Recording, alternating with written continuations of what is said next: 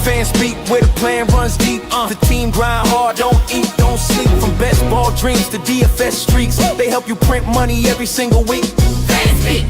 No cap, no gimmicks, we breaking limits. NFL bets, yeah, we live this business. Meg and Steve, that OG vision. Draft room killers on a lifelong mission. More stress to the Sunday spread. Fanspeak's that voice that's inside your head. Best ball, DFS, NFL bets. They built it brick by brick, no regrets. Fanspeak. Fanspeak team, printing money since day one. Fanspeak, forever. Welcome back to another Talking Ball with Steve-O Speak. We are in the home stretch of Underdog, in the home stretch of drafts. We're getting news every day. Unfortunately, some injuries every day. But yeah, we're right at the end of best ball season and bring on the regular season. So definitely a lot to talk about as we, get some teams, better perspective on certain teams. There's some things I want to talk about some of the, stuff we've gotten through the preseason. I wrote about it for a Substack. Also the Keishawn Boutte trade, I think, was a big thing. That really mixes things up for what we should expect for Houston and just where he's been going in drafts. I mean, this is a guy who's basically undrafted, and now he has a very clear path to be the number 2 receiver on a team that, should pass the ball fairly well at a decent clip. I mean, I know many people think them is a run first team, but I think Houston is a solid passing team. Not anyone's world beaters, but not the bottom of the barrel either. And I just don't think he's got a lot of competition for that role. I think Keishawn Boutte right now remains a pretty good value. And for people who say Houston doesn't throw the ball a lot, they were 8th in the league in pass attempts last year. So I would just keep that in mind. Now, do I think they finish 8th again? No, but they're not going to finish 28th either. They're probably going to be somewhere in the middle, 15 to 20.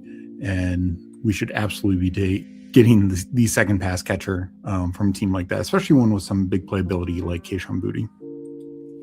We got Mike checking in. Good to see you. We'll get into some drafts shortly. Just want to go over a few news and notes thing. In fact, let me bring up Underdog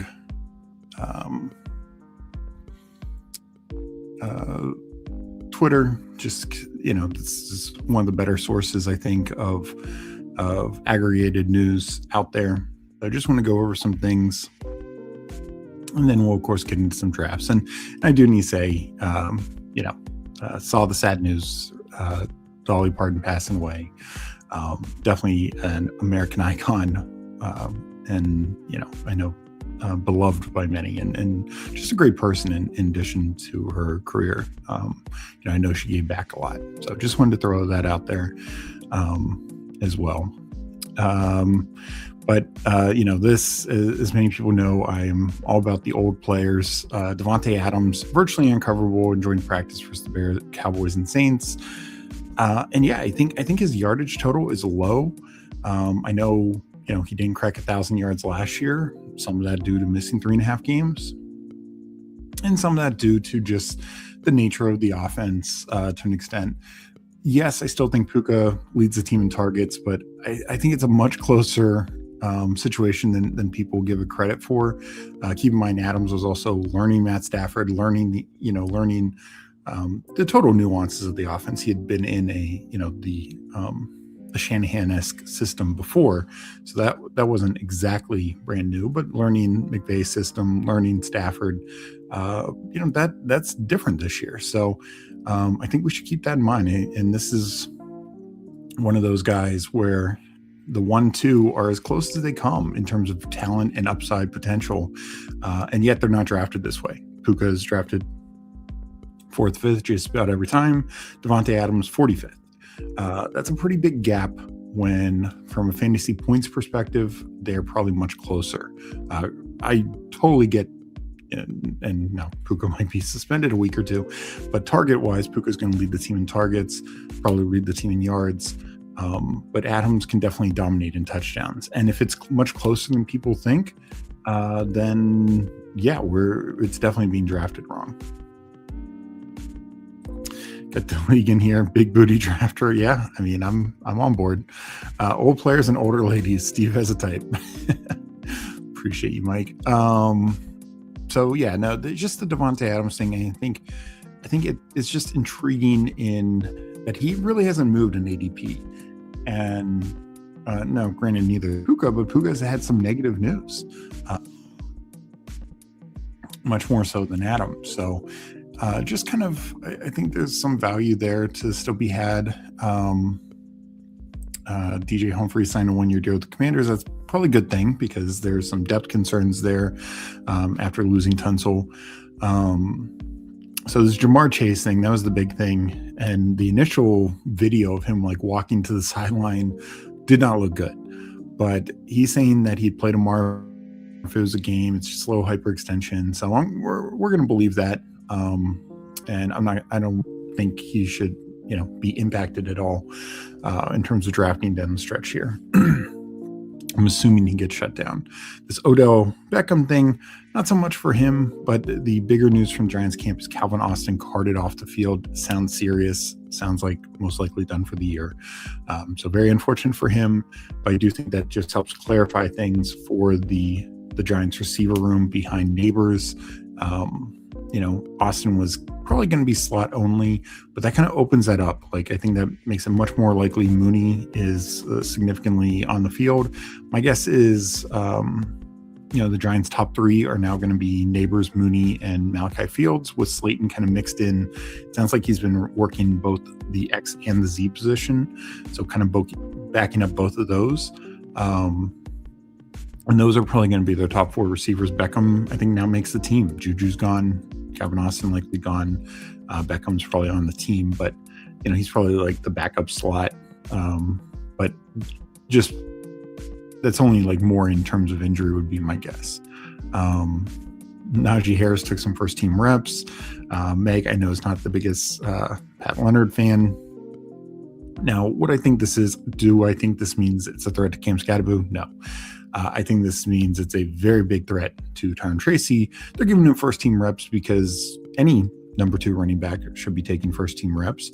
And 2, especially a guy who needs to get familiar with the first team, just with the offense and the first team offense. So I think Najee is going to be the number 2 back. Might not be that week 1, maybe still Tracy, but probably more likely, if anyone, it'd be Devin Singletary week 1. But I think throughout the season and through majority of the year, and by the end of the year, Najee Harris will be the number 2 back on this team. It's going to be the Scadaboo Harris 1-2 punch.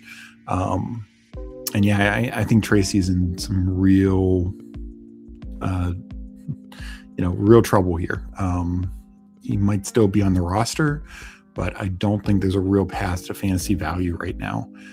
And I could see him get traded. I really could. And that's probably his best chance for some fantasy value, though on most teams, I think he's the number 3. I think the issue for the Giants is he might be the number 4 right now. There's a couple, the Chris Olave thing also left practice. And, Brian Thomas also had another thing. These star receivers are, luckily, none of those sound troubling. So, we just have to hope that is the case.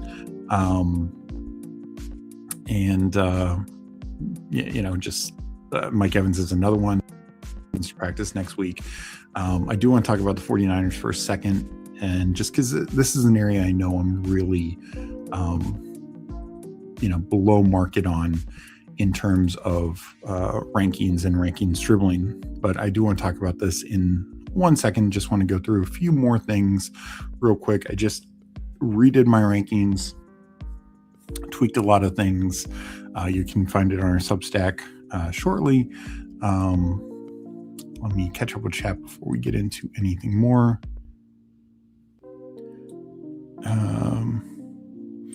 Are you down rating my 10-team redraft team? I mean, I am happy to give some feedback if you post in chat. I'm so worried of my booty exposure of 20%. I mean, I wouldn't be worried. I'd be ecstatic. I'd be absolutely ecstatic if I had 20% Keishon booty, because that would have been 18th round Keishon booty. Like, he should go much, much higher. He's in a much better situation now. With the Patriots, and I wrote about this yesterday. With the Patriots, he was at best in a wide receiver 3 rotation. Mac Hollins was still going to get some of his work. Pop Douglas was going to get some work, and even Kyle Williams would mix in. Now, he honestly has a pretty clear path to the number 2 role. Again, this might be a situation where it's not week 1, because, Xavier Hutchinson just knows the offense, and, takes him a week or 2 to get worked in. But I think Jalen Noel's going to be the slot. Tank Dell, despite some reports, he just ain't practicing. He's made a miraculous recovery, but it's not for football shape yet. And, Justin Watson, the other guys in camp are, to me, no real threats to Keishon booty. So I think booty just comes in and he's going to get 80 to 100 targets pretty damn easily. Might take a couple weeks. So it's like, would I be playing him week 1 in DFS? No, probably not, because I could see him being only like a 40-50% player that week. And just getting familiar with, Stroud and the offense. Williams says he's out on Scatterbo. That is a bold take. I do think Najee limits some of Scatterbo's maybe upside case. Thinking that Scatterbo is better than Kyren Williams. I think we're now deciding it, who's more of a threat, Quorum or Najee. Is Javonte Williams, same sort of thing. Like, who's more of a threat, Najee or Malik Davis, that kind of stuff. Those other backs who kind of go in that range. And so I think it can limit Scatterbo a little bit in that regard, because Najee does a lot of the same things and does them pretty well when he's healthy. But I don't think it's going to turn Scatterbo into a 0. Like, worst case scenario, is Scatterbo is in the same scenario that I'm worried about Bashal Tutin's in, or Bucky Irving's in. That's the worst case scenario. Many people are still drafting those guys at cost with plenty of red flags and warning signs that that's going to be the case for them. I don't think there's as many warning signs with Scatterbo, I'd say. So that'd be kind of how I'd break that down. So hold on, I'm uploading my latest rankings on Underdog, and then I do want to talk about them in a second, and I will get through the rest of chat after that. Give me 1 second to take a drink. And then we'll get into some drafts. So let me catch up with the rest of the chat. I do want to talk about the 49ers when we do it. The other two, there were like 3 other things I wanted to mention in the news today. The Kubiak Ashton Genty ankle injury. I think ankle is better than knee. When Meg and I were on the other night when this kind of first broke, and ankle was better than knee, but ankle can still, particularly if it's a high ankle sprain. I do think Genty should fall. I have him like more at the 2-3 turn instead of the 1-2 turn, and I think that's a fair fall for him. Do I think you're wrong if you still take him at pick 13 or 14? No, it's just, there's a little bit more risk now. So I think that just needs to be considered.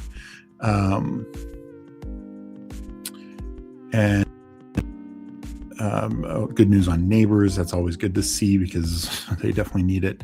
I'm trying to think. I already covered the Chase stuff. Already covered the Calvin Austin. The Sam Laporta. This was another one. Return to practice. I think that was really positive news for Laporta, just because, he's dealt with injuries some since his great rookie year. It's good to get him fully back. And yeah, that Chase, it did look scary. Like I said, this video right here looked scary. When I first saw this a couple hours ago, I was like, oh no. but sounds like it's totally good. So thank God for that. Travion Henderson, this is one I didn't really move down, but I'm slightly worried. It says he's walking and moving fine. Am worried just because I think he's already behind Stevenson, and losing any little bit, like, if this is a 60-40 split, we can't really have him go down to 30. We can't have him go down to 35 even. So, just need to make sure that that's okay. And I think he will be. So I didn't really move him down, but just something to consider. So the other thing is the Kareem Hunt visiting the Lions. Pacheco must be like, I can't get rid of this guy. But it makes sense. Like, Pacheco's been banged up. We've said all along the Lions have no depth behind Jahmyr Gibbs. I do think this really hurts Pacheco's value, whether Hunt signs or not. It's clear, like, they might be bringing in somebody, like people think maybe Sean Tucker gets cut or somebody else gets cut. Like, they could be making a quick trip to Detroit. So I did bump Pacheco down some more. I'm not drafting Hunt or anything like that, but I do have some worry. And yes, the Giants official depth chart, Cam Skattebo 1, Tyron Tracy, or Najee Harris, or Devin Singletary. My guess is right now we flip this and it's Singletary, Harris, Tracy. And as the season wears on, it's probably Harris and maybe Singletary number 3, and then Tracy. And again, maybe that's why Tracy's not on the team anymore. The Michael Penix stuff. This is like, about the last thing I want to talk about. I didn't really adjust the ranks too much yet because maybe comments about Tua as well. But I know some of the beat writers are really hyping up Penix being back. I do also just worry about Penix. I mean, this is a guy who's just had so many major injuries just going back to his college career. I just don't fully trust it. I think best case scenario for Falcons players is Tua is some semblance of his former self, just because I'm not really trusting it with Penix right now. But I don't think anyone's wrong for taking some Michael Penix either, like the last round, because Tua's situation is definitely very, very fragile. And Ryan Thomas was, yeah. Let's go back over to Underdog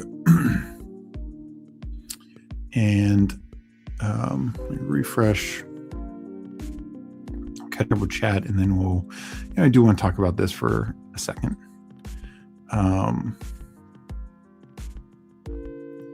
We got Disband in here with the dot. We got Frog Clone in here. GM, Mike, good to see you. We got Hartman in here. What's going on? Hallian, good to see you guys. My Tina's Drake May, JT, K9, JSN, AJ Brown, Tet, Fannin, 10 team. I trade to get 2 first rounders. Also, how do you feel about K9 with the foot injury? I'm not too worried. I just think Walker's going to be shut down until the season. But yeah, and for a 10 team, and this is the thing with a redraft, is you want guys that you can play week in, week out. I think you got that pretty much across the board. Fannin would be the only one I'm worried about. I think Fannin, especially with the Browns adding multiple receivers, he'll have some very good games, but he's not a guy who's going to go out there week in, week out and put up 10 points, 15 points. I think he'll have some zeros just because Concepcion and Boston are going to earn some targets, and they're going to earn red zone targets. And Fannin, had 7, I think Browns had 16 passing touchdowns last year. Fannin, I think, had 7 of them. Unlikely to have that kind of touchdown percentage again. So maybe you get 7 again, but you'd need the Browns to throw 24 touchdowns, something like that. So just that'd be the one piece I worry about, particularly from a redraft perspective, because there's just going to be weeks where I'm not going to feel confident starting Fannin. I think there's a lot of tight ends who I think are going to be more consistent from a redraft perspective than Fannin. Fannin might have more upside because he, can get vertical and be a dynamic weapon in the passing game. But, would you rather have like a Jake Ferguson who has upside when a guy like CeeDee Lamb's out, but also just week in, week out is going to put up, 10, 12 points. But overall, I mean, we're talking, the top 3 quarterback. JT can be RB1, probably top 3 running back. K9, Kenneth Walker can be a top 10 running back. JSN, AJ Brown, I think those guys can both be top 10 receivers, of course. And McMillan, I do think, is a week in, week out guy. I mean, he'll have a couple down weeks with the Panthers because their offense isn't great, but he's going to earn a ton of targets. Najee has a peg leg in one eye. Are we really thinking he will last more than a few weeks, especially when Harbaugh is known for over practicing his guys? And it would have been very, on brand if he signed with the Buccaneers. But no, with Najee, I think people forget he's actually good. Like, I know a lot of people really sweat Jaylen Warren, and Najee was always better than him. And I know some people will point to like certain metrics here or there. I think what they fail to point to is a lot of times Jaylen Warren would get carries against light boxes where Najee was doing the hard work with 9 guys in the box and we're doing pretty well. So I still would be a relative believer in Najee. I think he is, he just never should have been a first rounder. Like, he's David Montgomery. Those are good running backs. It's just you shouldn't be taking them in the first round.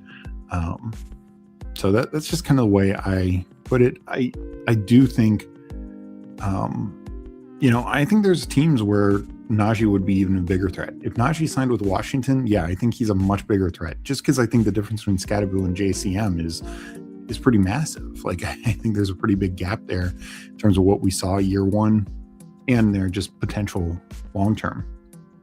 And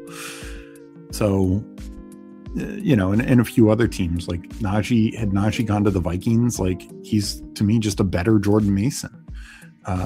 The difference is Scadaboo, I think, can be a more complete back. And, but I think this is just lining up to be the 60-40 split, which is probably the same kind of split, David Montgomery is going to have with Woody Marks and, Swift will have with the healthy Kyle Monangai. We want the 60% of those platoons. Najee has a little bit more risk just because coming off a major injury and stuff. DK flash sale promo. I've been wondering. Nobody hates common sense and fun more than Harbaugh, Roman, and Nagy. Doesn't make Najee much more than an advanced piece, which is scary as hell for Scadaboo and Dart. I actually will say, Slayton, I think the big thing is this could be we don't want Dart to take every goal line carry and get in the blue tent every single week. If anyone it hurts the most, I mean, outside of Tracy, it could be Dart's fantasy upside, because he relied so much on his rushing ability and rushing touchdowns last year. If they're just saying that's going to be Scadaboo and Najee, it's probably good for Scadaboo. Najee is fine. I wouldn't sit here and think Najee's going to go out there and get a bunch of 20-point games, but if he's stealing a couple of touchdowns and more so from Dart than Scadaboo, then he's fine. I mean, he's definitely draftable now. I think it's a late round guy. And to me, the biggest issue is this offensive mindset of Harbaugh, Roman, and Nagy. That's the biggest thing plaguing the Giants right now. Nagy was the dude that tried to force Fields into a pocket passer. Never forget. I mean, this is what I said, a couple months ago when I did some offense coordinator breakdowns is, Matt Nagy got,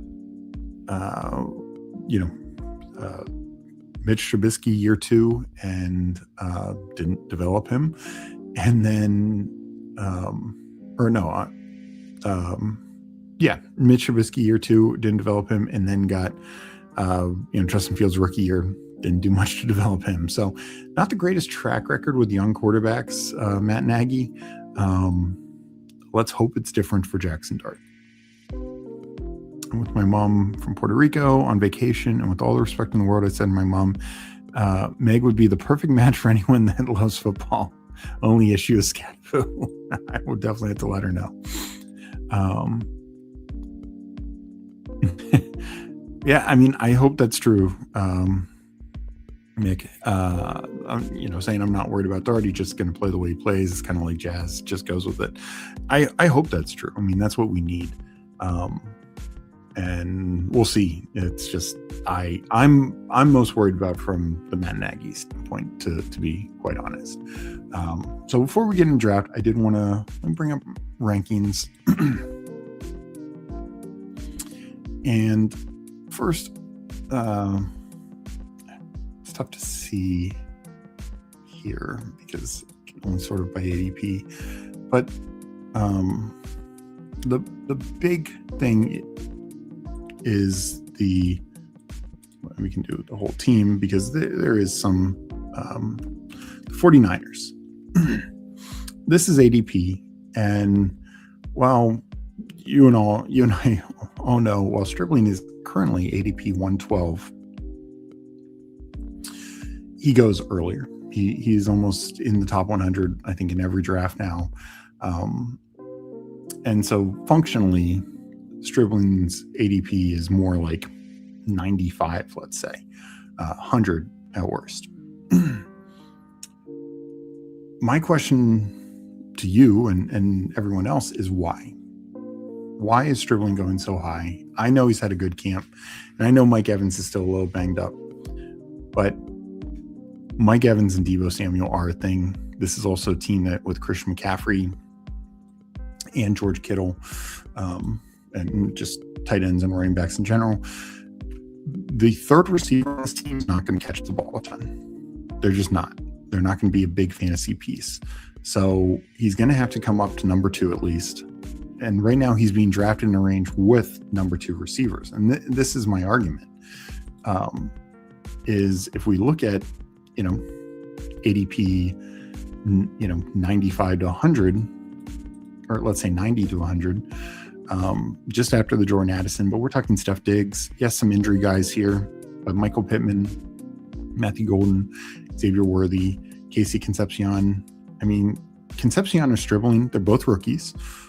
Concepcion was drafted higher. One plays for a worse team than the other. I get that. Concepcion can be the number 1. He can dominate targets. He could get 120, 130, 140 targets even. The path of Stribling getting those kind of targets, I just don't think exists. Literally needs everyone to get injured in front of him, maybe even like Kittle to re-injure, or McCaffrey.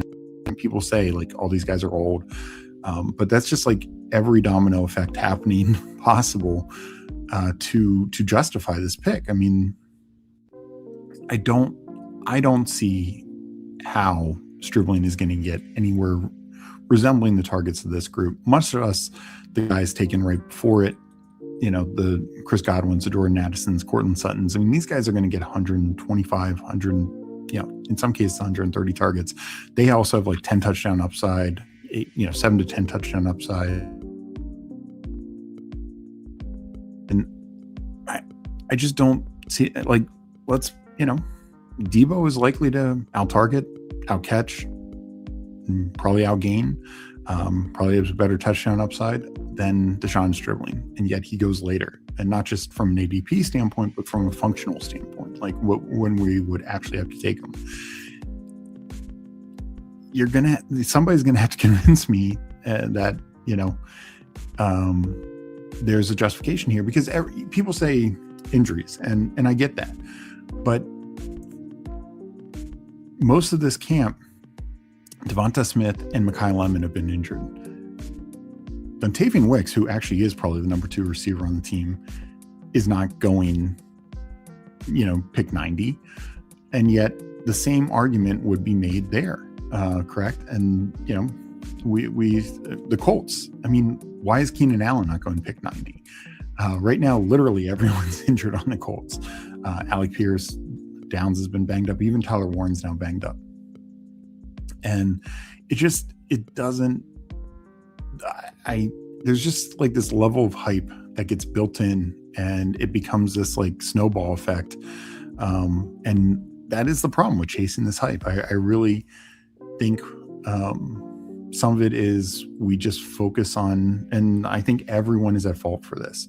But it becomes an echo chamber and it just explodes. And a good example of this, and I was at fault last week, I wrote preseason 1 article and talked about Jaden Blue, because that was some of the reports coming out. It was going to be Jaden Blue or Phil Maffa, number 2 back, and then Jaden Blue dominated the touches, and I thought it had a good week 1 preseason game. And now it comes out Malik Davis is probably RB2.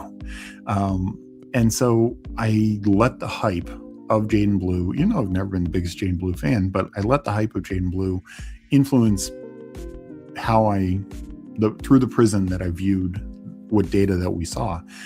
And it clearly, to me, was just wrong. And I just think that it's kind of the same thing here. Like, he's looked great. And this is the point, saying I'm not even 100% sure Stribling is playing ahead of DeMarcus Robinson. And that is my point, especially early in the season. That could probably change over time, but the price is so rich now. And that's 100% my point.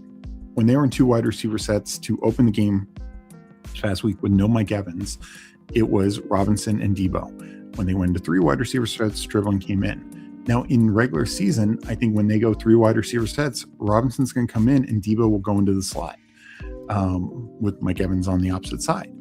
And while some people think Christian Kirk is totally done, it's now come up that Kirk is probably starting the year on IR, so he's going to miss the first couple of weeks.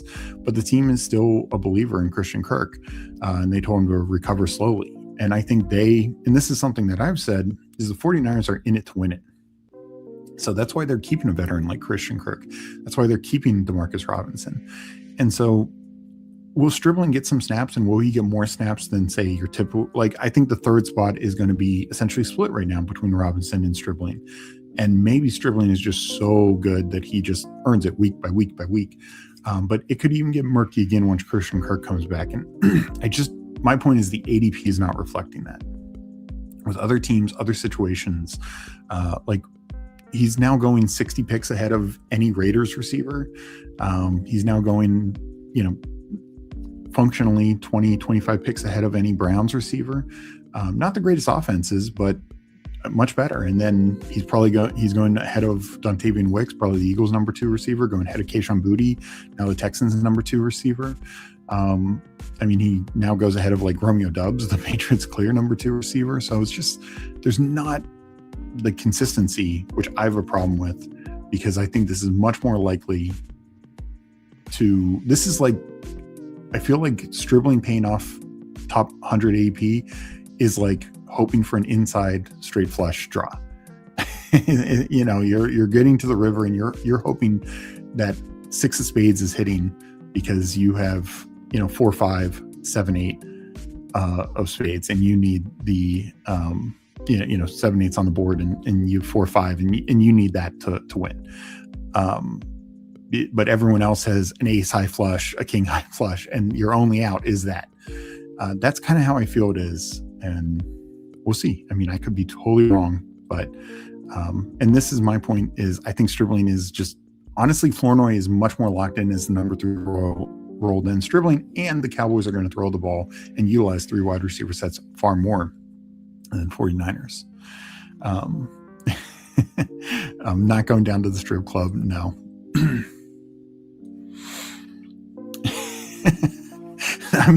This is what Stribling is going for him. Though I will say he's been banged up multiple times in camp. So who's to say he's not the next guy the substation gets? It is Debo, because even Jacob Cowan's coming back from injury, all these guys. I agree with this, FK. Stribling may end up being a good lesson for people who say ADP doesn't matter, mostly because ADP does matter. Yep. Oh my. Stribling's doing much money in middle school. No, it's not that. It's just right now I'd be all on board taking Stribling in the 170s, 180s. I think it's a great pick now, even though I think there's still chance that it fails there. It's just you're not, you can just bet for upside. That's what it comes down to. Because Ryan Flournoy 170, Cyrus Allen 164. I think that's a little rich, but these in some cases number 2 receivers like Dontavian Wicks is probably the number 2 for the Eagles, at least to start the year, are just better plays. Juwan Jennings is locked into his number 3 role, despite what people thought last week. Adonai Mitchell is probably the number 2 receiver. Pat Bryant, number 3. Malik Washington might be the number 1. Is that the most appealing thing? No. Now, Tank Dell shouldn't be anywhere near 177. I don't know when he's going to play. I think that's very, very concerning. I'm very glad I've been low on Tank Dell. It doesn't sound promising, and especially with Kayshon Boutte there. So let's get in some drafts. But that's just, I've talked about it a lot, but I wanted to give more context to it. Because I just think this is something that, honestly, Tank Dell's another one. Like, people have just been, it's like people have ignored the last 2 years for Tank Dell and just assumed like he's going to be the guy who was his rookie year, despite so many other things changing around it. So I'm going to jump into a puppy. I'm going to count it down. We'll get going here. This puppy 4. And let me count it down, entering in 10 seconds, and in 10, 9, 8, 7, 6, 5, 4, 3, 2, 1, enter.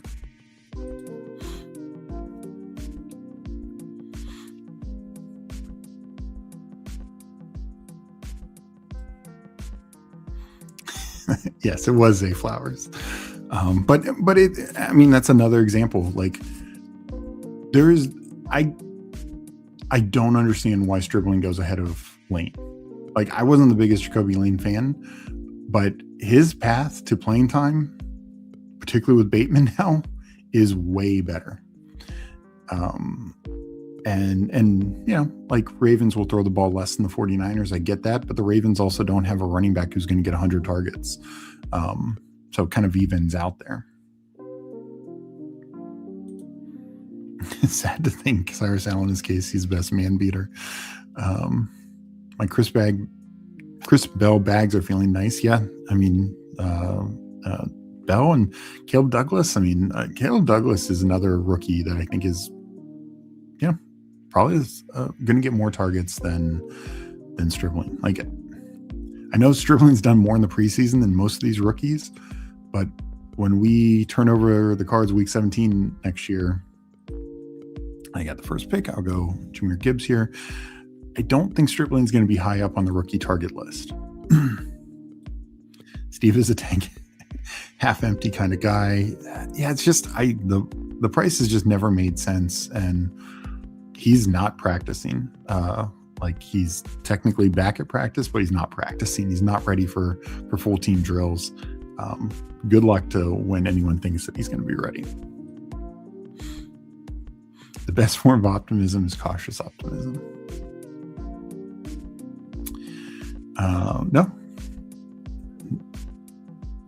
No, I kind of skipped over this. Yeah, I was actually buying him on the way up there with very few pods a day where I think he'd reach a price where I pick him. Yeah, it's just too high. And, to me, honestly, once you're crossing over the threshold of like clear starters, whether they're younger guys like the Concepcion's, Bostons, the Trey Tuckers, Nailers, or older guys like Keenan Allen or Jalen Coker's younger, but like there's so many of these guys who are like clear number 2, like Khalil Shakir. Like, okay, Khalil Shakir will probably have 100 targets with the best quarterback in the league. I'll take that 40 picks, 50 picks later than where I'm getting Deshaun Stribling.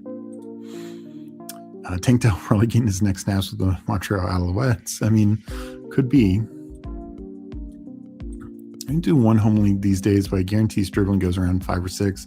Somebody took JCM around 3 last year, and the JCM is a perfect corollary because, and I've said it before, like when you could get JCM in July last year around 18, great pick. When you could get him in early August around 15, really good pick. When you could get him, like after week 1 of preseason, before the hype train really took off and before it was clear Brian Robinson was getting traded, in like round 13, yeah, still good pick. But when you start going round 8, like just not paying off. And to my point of like other rookies doing the same, Nope. Kyle Monangai, he went from around 18 pick to like around 16 pick, and they essentially had the same production. Guess who was the better value if you're drafting late in August? Kyle Monangai, and like you can point to, well, JCM had a good playoff week, etc. Whatever. Like, I don't look at that from an individual week standpoint. I look at it from what they do on the field, because we can't say when a player is going to hit their spike week or not. If DeAndre Swift got injured late in the year instead of missing that one game early, Monangai would have been the literal nuts.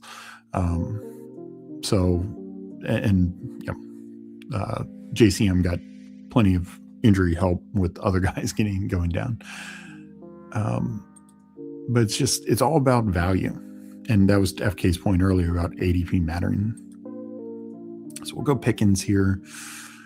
I'm not worried about the Olave thing, so I'll take him as well.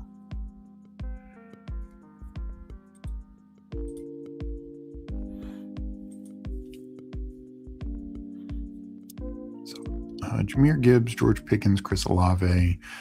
Didn't shout it out, but Legion's in this draft. I think that's the only person I see in here.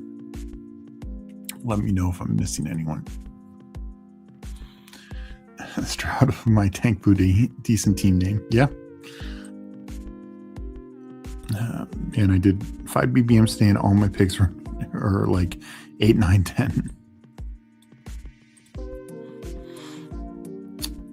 This first year I've basically stopped drafting outside of slows with preseason games left. Last fast draft was Hound Dog, at peace with what I've done. Yet UD keeps barraging us with 150 max BS. Yeah, the continuing little Dalmatians, little odd, and another puppy, to your point. Yeah, it would have been nice for, last year we were getting Rottweilers at this time. I think we got a Pug 2, or maybe it's a Pug 3. I can't even remember. I know they have a big Superflex going, but we had like a Superflex Pug and then a Superflex Rottweiler kind of back and forth, back to back. I like the Chase over Bijan pick. I'd rather be overweight on Chase than Gibbs Bijan.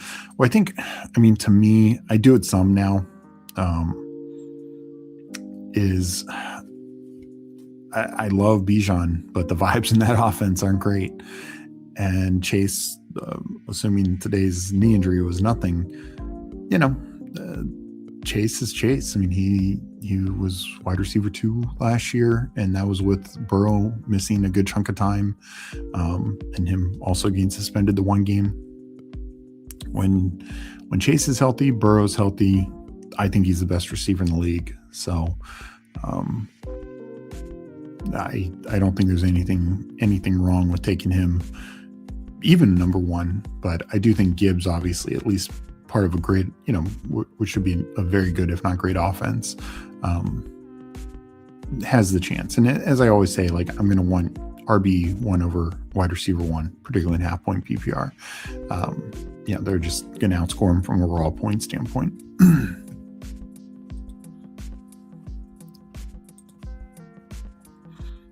We do see Puka fall a couple of spots here. I think that's the right call. I think Puka should go more in the back half of the first round, just with the suspension risk looming, with the, just some natural regression of the passing offense and Devontae Adams.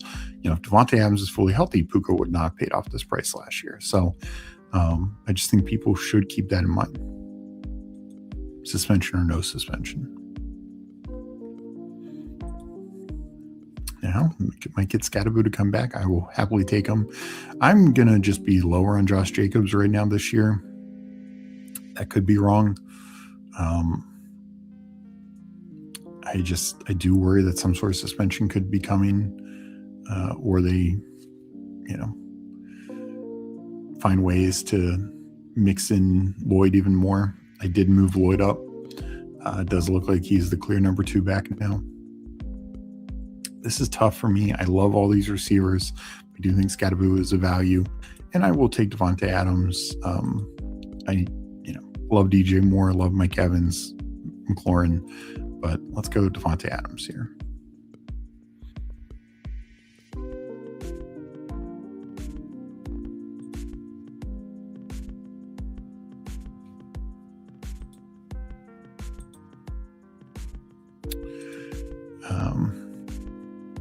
So the Burden thing, I'd moved him down some.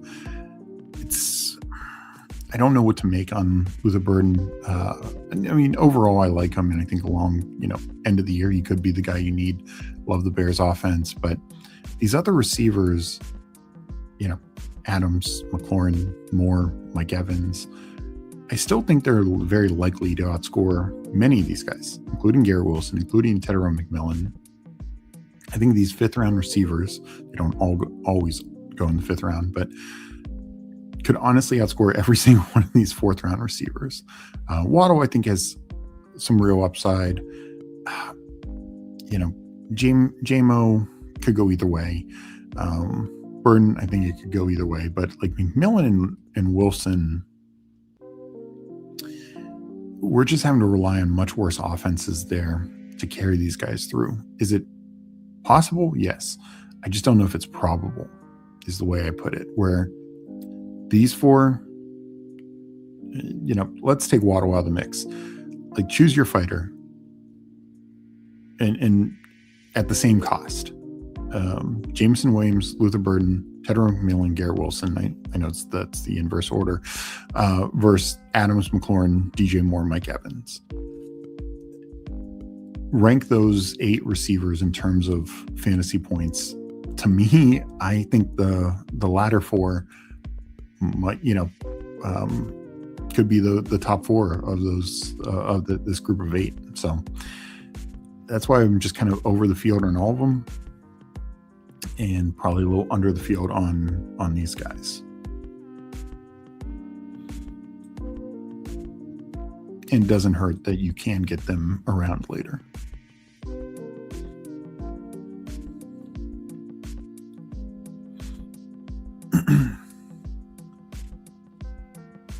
So Stevenson moving up to 64. I wonder if that's somewhat due to the Travion thing. Maybe not.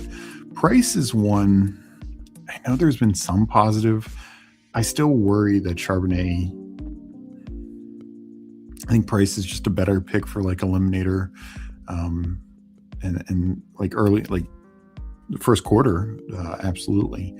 But I do worry that Charbs takes but enough of a role late in the year that we're spending a 6th, 7th round pick on a guy who is much closer to a 10th, 12th round pick in terms of like a split back type situation.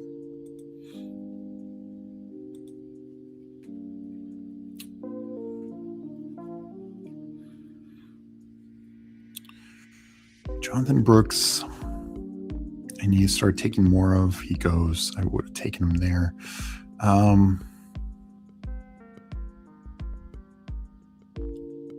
I do have some concerns about the Washington offense. Let me go Daniels and DK Metcalf. Another situation where both receivers have been banged up most of camp. Metcalf and Pittman. Jerry Bernard's facing Roman Wilson for snap competition, and yet Jerry Bernard goes now in the 200s. And what about 9-10 spots, or maybe it was more like 15, separated them in the NFL draft. Him for Stripling. Who is the higher target share end of year? It's a good question. I know a lot of people would say Garrett Wilson. Garrett Wilson is historically at high target shares, but he also historically has been the only guy in his offense outside of the, 7-game run with Devontae Adams. Now with, Sadiq and Cooper and even A.D. Mitchell, and even Mason Taylor, like I do think there's more weapons there where I think it is, who knows on Darren Waller and the Panthers tight end situation. I think it's just, McMillan and Coker. In terms of target share, I will say McMillan for that reason. Now I could see Wilson end up with more targets, because I could see the Jets throw the ball more, just because I think the Panthers defense is good enough to maybe slow some games down and be in more competitive game scripts, or where even the Panthers are ahead. So maybe they're running the ball and throwing the ball less. They didn't throw the ball a ton last year. Where I could see, Geno and the Jets, they did a lot to add to their defense, but I just don't know how functional it will be. And also just that team has more implosion risk, in my opinion. So we could just see them slinging it, kind of the Jacoby Brissett effect, lesser extent, maybe not 42 times a game, but they could throw the ball quite a bit more. So I could see a situation where McMillan is higher target share, Wilson is higher targets.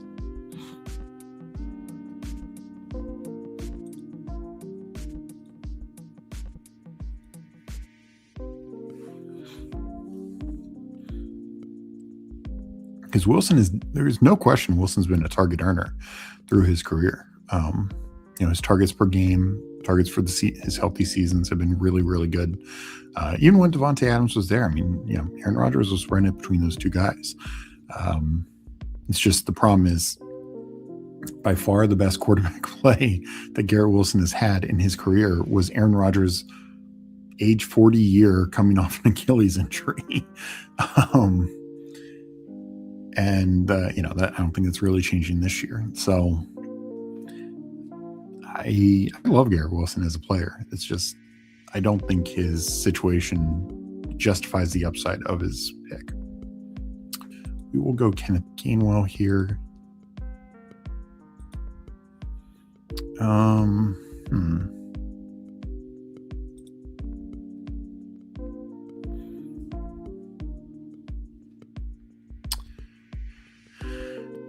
I actually think I don't have a ton, so I'm going to take some JCM.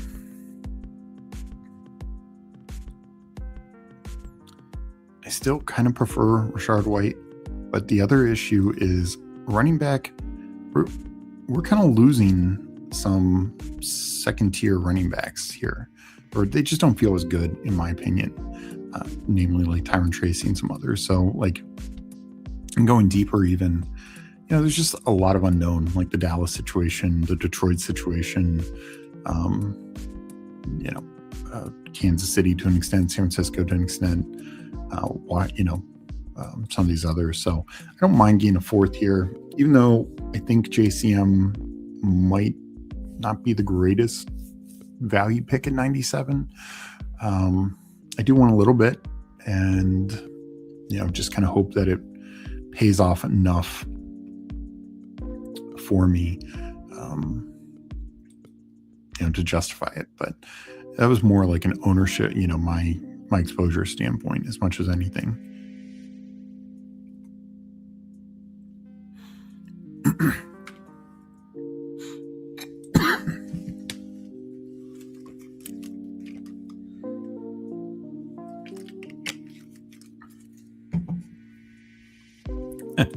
Yes, no, absolutely. OSU Missy.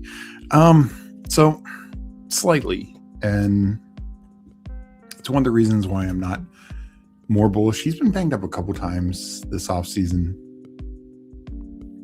From what I gathered from some of the beat writers, they don't think it's serious, but I think it could. I think it's more like, does this just give more opening for like a K-Tron to take on a larger role, or Rashard White to take on a larger role? Because I think end of the day it will be hot hand, and that's just one of the situations where I'm just kind of out and mainly focusing through the cheapest piece in K-Tron.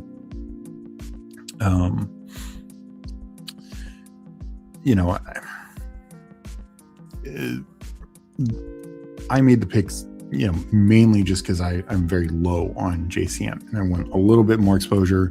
A puppy I'd much rather do in a puppy than a BPM.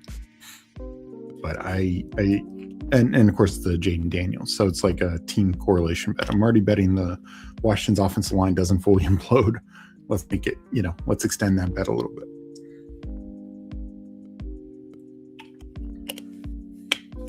But yes, there is an injury going on with him as well.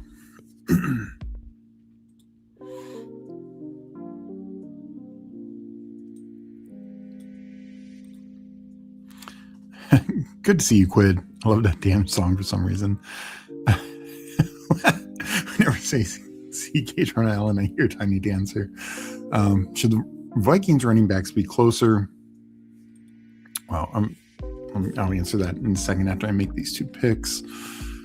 Meg would want me to take Kittle.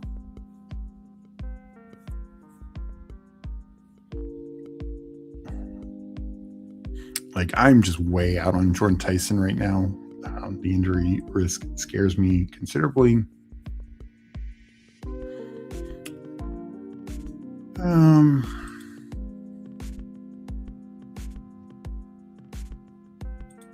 I'm going to take Shuck with one of these two, with Olave. Don't think I actually like Chris, and yeah, that's my other issues. I like Chris Rodriguez verse quite a bit. And I'll take Kincaid. I have more Kelsey than Kincaid. Let's mix in some Kincaid.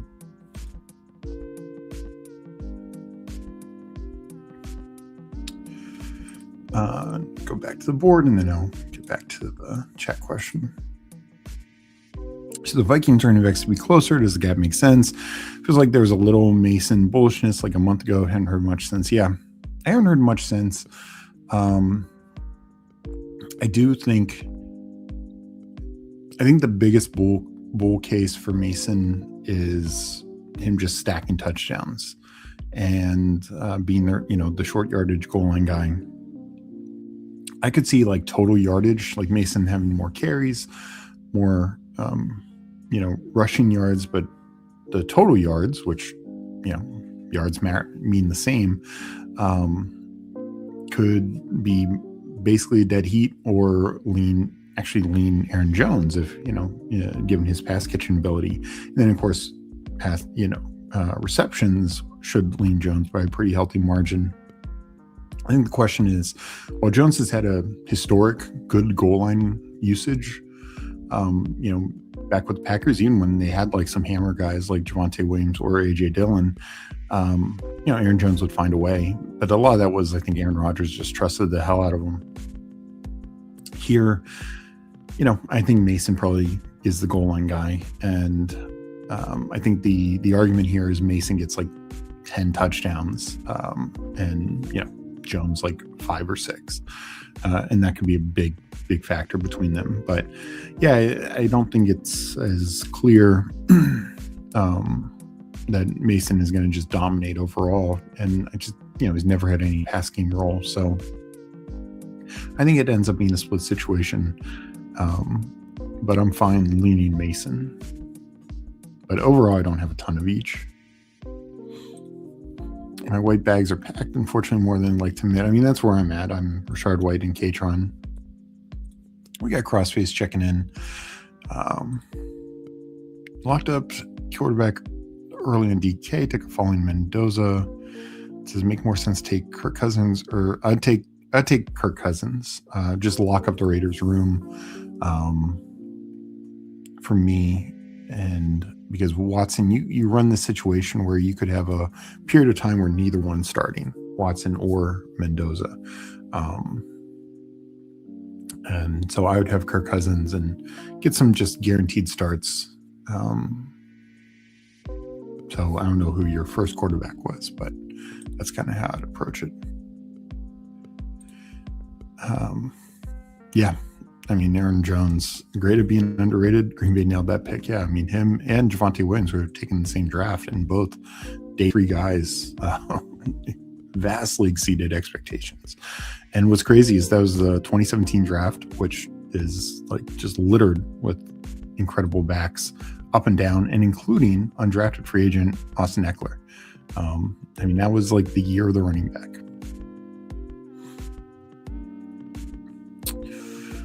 I think we go Denzel Boston here. I think I go like McMillan as well. Could wrap up quarterback.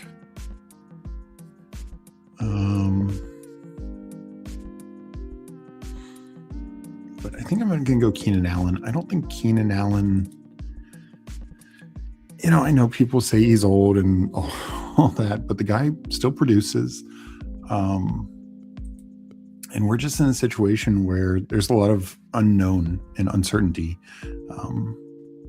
As you can see, I'm pretty aggressive on Kayshon Boutte, picked, top 150 as well, and would have been in consideration for sure. But I think Keenan Allen, even chasing him up to, 145, it's well worth it.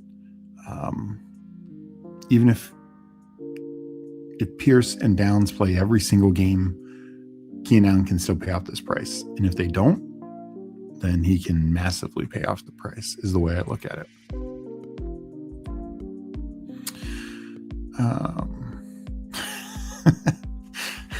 Yeah. Sean Tucker's not sounding good.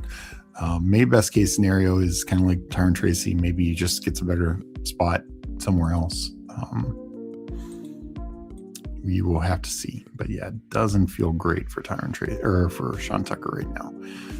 There's some talk that they could just move on, and they feel comfortable enough with Bucky and Gainwell. And honestly, that's good for Bucky. Like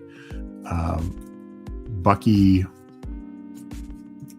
right now, like I think if Sean Tucker was good to go, I think it'd be Bucky didn't get inside the 5-yard carries last year, and I don't think you'd get them again if it's if you have Tucker and Gainwell there.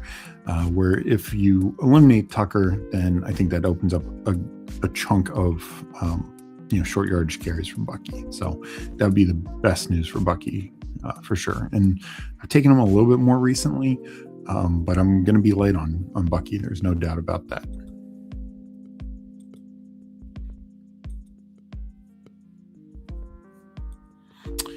I'm pretty sure we know Scabu is a top 5 back, and Rodgers top 5 quarterback. What are you talking about, Steve?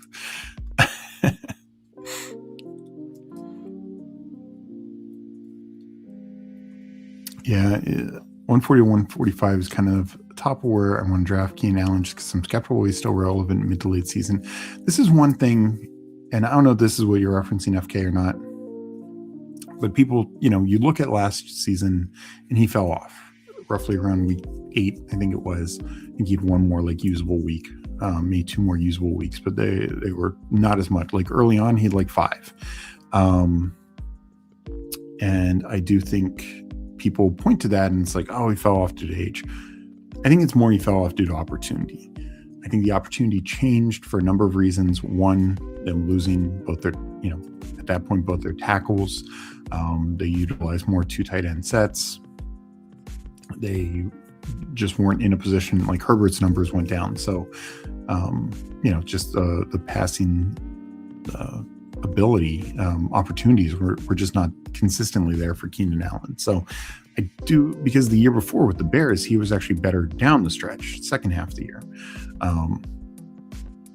So, I think it's just going to be more relative. I do think early on he's in a better situation. So we will take, I should push Rodgers, just, no, I'll take Rodgers. And then,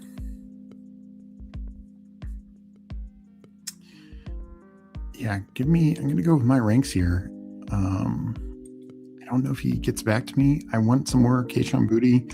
I think it's a nice click here. And normally I'd like to go probably tight end. Barner would have been a viable pick, but I'll just take 2 later tight ends and team up. And I did move these around some. I'm just more down on Gunnar Helm. Fortunately, Daniel Bellinger is getting way more work than I thought he would.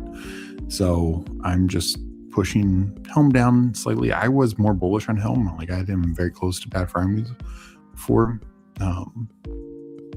Why there's some worries about Freiermuth and Darnell Washington. I just feel a little bit better given that, the nature of the offense, Freiermuth, experience with Rodgers last year, just more of a dynamic threat. So, that is the other tight end, that I'm Darren Waller, I moved back down. Does sound like he could get cut. I don't fully know if I believe that, but I was drafting him a good clip, and now I'm pushing it down. So honestly, want to avoid that situation. So we'll see what gets back to me at tight end wise. So I think I'm done at receiver, done at quarterback now. Can grab one more running back, probably two more tight ends to be done.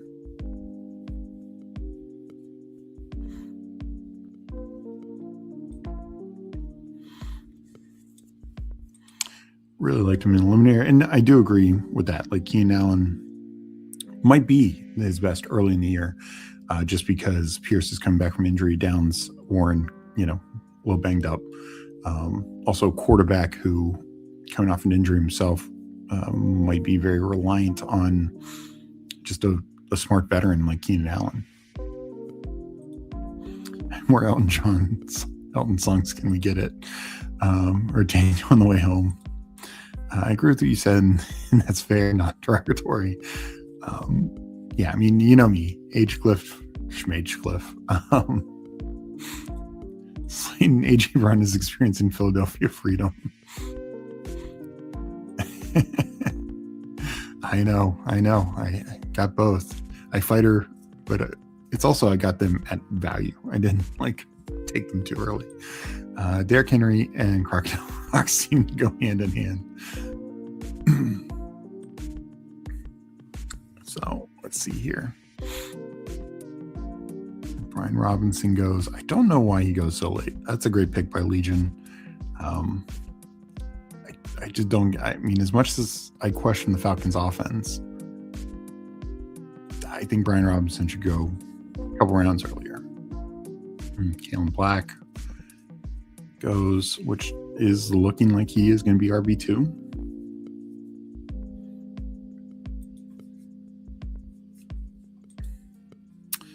So we very well could be looking at these tight ends, Kate Otten as well.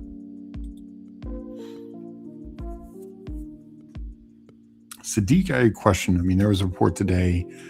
They acknowledged he's missed time. It's going to take a bit. I think I double tap. Yeah, I think I double tap tight end here, and I'll go, Freiermuth with the stack, and I'll go Dulcich. I don't know if I fully believe it, but there have been some reports that Dulcich could lead the team in targets. I'll believe it when I see it. But yeah, I mean, Dulcich is now falling a little bit. I'm okay with that. I think there was a thought that maybe Jonnu would sign there. I mean, unless I missed something in the last couple hours, I don't think that's the case. So feels pretty good.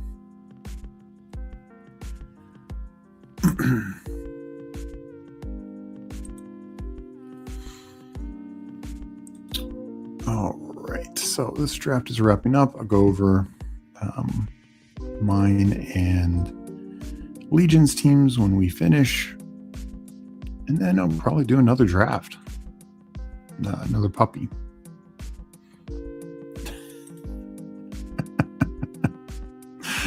Oh my god, yeah, the Chad York stuff is wild.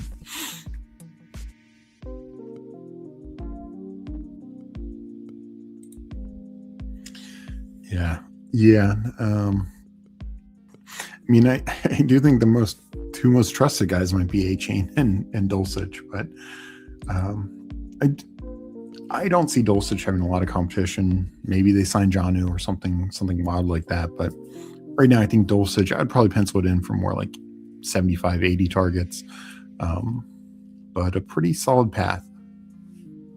Yeah, he'll get subbed out on some rushing downs, stuff like that. But I don't think it's going to be the same split. Some of these splits, like the Gunnar Helm, Daniel Bellinger, are going to be much more pronounced, eat into target share. Charlie Kohler and Joe. I mean, Gadsden at this point, I think, is essentially undraftable. And you can take anybody in the 18th round, I think. But you're going to need some help there, in my opinion. And but Dulcich is, I'll say Chig is probably in the same ballpark. This was notable in preseason. Starters only played 3 snaps. Chig played a little bit longer, and so did John Bates, but then they both left after the second series. John Bates is just a blocker. Like there's just no receiving threat from him at all. But he's very good, so he'll get on the field some. But Chig is going to run the routes. He'll be the one out there quite a bit. And Ben Sinnott is just not a thing. So that feels like a much clearer path than some of these other ones, where the issue for Pat Freiermuth is, yes, Darnell Washington's a blocker, but he can actually catch the ball a little bit. Same, I know some people push against it, but same Charlie Kohler and David Njoku. I mean, they both, I think, are clearly looking to be better picks than Gadsden at this point.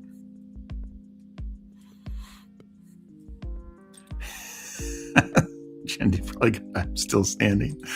Yeah, Sladen won the theme for sure.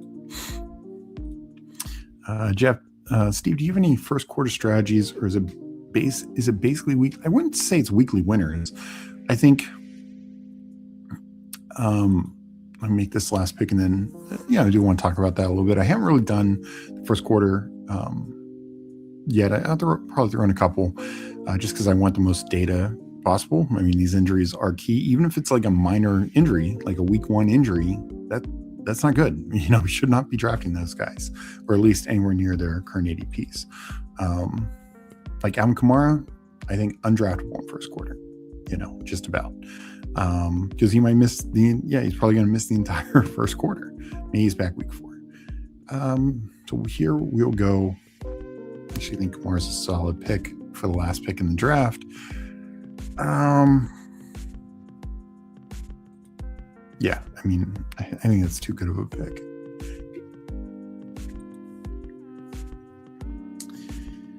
So, especially when I have a Saints bet going as well. So I'll finish my thought on the first quarter before I review mine and Legion's team. So the first quarter, it's I'll actually just go to the board to just kind of showcase it a little bit. Like some of these guys, and as much as I like Malik Neighbors and it sounds like he's playing week 1, I still think he goes down. Like he's not likely to have the same impact week 1. It might be week 2, might be week 3. Like some of these guys just need to go down. And focus on the early season schedule, of course. Like if the Bills have a tough matchup, I think they play Texans week 1. Yeah, I don't think Josh Allen is, probably pick 39 in the first quarter. Like he probably should take a little bit of a hit. James Cook should probably take a little bit of a hit. Because each week, it's like, each week is a playoff week. And you need to advance to survive. So it's kind of like an eliminator, an eliminator format also. And just like looking at the board here, I talked about like Luther Burden, like the question of him early in the season. Like these guys just need to go down. Some of these like situations that are more murky, like I would not have the same confidence level in Tootin. I'd not have the same confidence level in Bucky Irving, Travion Henderson now with some of these situations. But then there's others that feel even better, like Scadaboo. Even if you're worried about Najee, it's probably later in the season. So Scadaboo is probably even a better spot. DeAndre Swift is even a better spot because Kyle Monanga is coming back from injury. So over the course of the year, it might be a 60-40 split, but week 1 and week 2, Swift might have like a 70% workload. So some of those situations I'd point to in general. Now there's so many teams with new coordinators and stuff like that, but in general, we probably should expect some teams with new coordinators or new key starters to, get off to a slower start. We see that generally. So I'd feel better about a situation where it's the exact same coach, it's the exact same quarterback, exact same receivers, or in some cases like 2 of the 3, going to feel better about. So like even though he only got half the year, but like Chris Olave and Shuck is probably better than a couple of these other situations where there's just some more moving parts involved. Like you could make the case Chris Olave is better than Drake London. I think very much so in the first quarter. I don't have their schedules in front of me, but I think you can make that kind of case. I think you can make the case even George Pickens is maybe a little better than Malik Neighbors just from the injury concern and just some other things like Genty. He goes here 22 in this draft. I think that's roughly fair. I think he needs to go even later because he could be missing a couple weeks. So, from a general standpoint, I think particularly with the first quarter, let's take advantage of guys who are, most people are going to have the overall ADP mindset and judge it on that. Let's take advantage of that. And because there's just some guys who should be in a much, much different outlook. And honestly, there's some teams like, for instance, the Jaguars. I think the Jaguars are a very good team on this. Is we look at the whole 17-game season or even 14-game regular season and think, okay, we're making this bet that Parker Washington and Brian Thomas are finishing X and Y, relatively speaking, and they can justify their ADPs. I think teams that are very ambiguous and same with some of the backfields, and that's why I mentioned Bucky Irving. That's why I mentioned Bashal Tutin. Some of these backfields that are much more ambiguous, and to a lesser extent, like Washington, Minnesota, I don't think we should be making the same kind of bet because each week you need it to hit each week. So over a 14-game regular season, and you can be fine if Bashal Tutin outproduces Chris Rodriguez 8 of those weeks, but each week for the first quarter, you need that to happen essentially every week. Because where you're drafting Bashal Tutin, you're drafting to be a starter. So if he's not, if Chris Rodriguez is the guy week 2, then, your Bashal Tutin team just died. Very, very likely. It just becomes much harder to advance in those kind of scenarios, in my opinion. And same with a pass catching room that's much more ambiguous. With the Jaguars, because they have at least 3 guys going and could oscillate throughout the year. Over 14 games, the regular season, Parker Washington is wide receiver 1 7 of the times, half the time. Brian Thomas 5 of the time, 5 weeks, and then a couple weeks, 2 weeks for Myers, 1 week for Hunter, let's just say. In each week, you kind of need the same. So Parker Washington versus Mike Evans, I don't think there's any question it's Mike Evans. Parker Washington versus DJ Moore, no question. Then even guys taken behind him, Rome Odunze, particularly with the burn injury, Christian Watson, I think is better than Parker Washington. I'd say Marvin Harrison, even though, there's some moving pieces there, is probably better than Parker Washington. But another situation like Carnell Tate, I'm more bullish on Carnell Tate than many. I think he goes way down in this format. First quarter, because the first month or two could be really tough, and by the time he gets his feet under him, first quarter's over. So I just really change how I think about certain guys like Sutton, Godwin, veterans, particularly veterans who are with their same quarterback, with the same. Sutton, you can say all you want about Jalen Waddle being there now.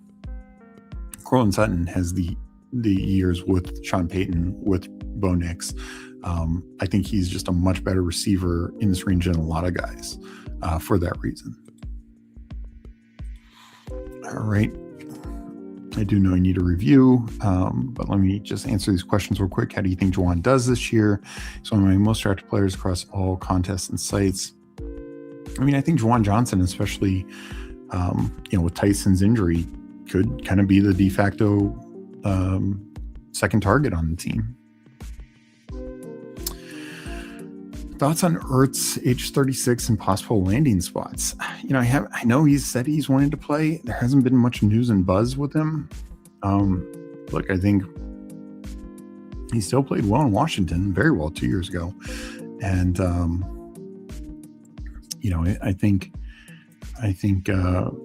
there could be a team that suffers an injury that he comes in and, fills the role. Like it might not be the number 2 tight end on the team. So particularly some of these teams with thinner tight end rooms, he could be the first call for them.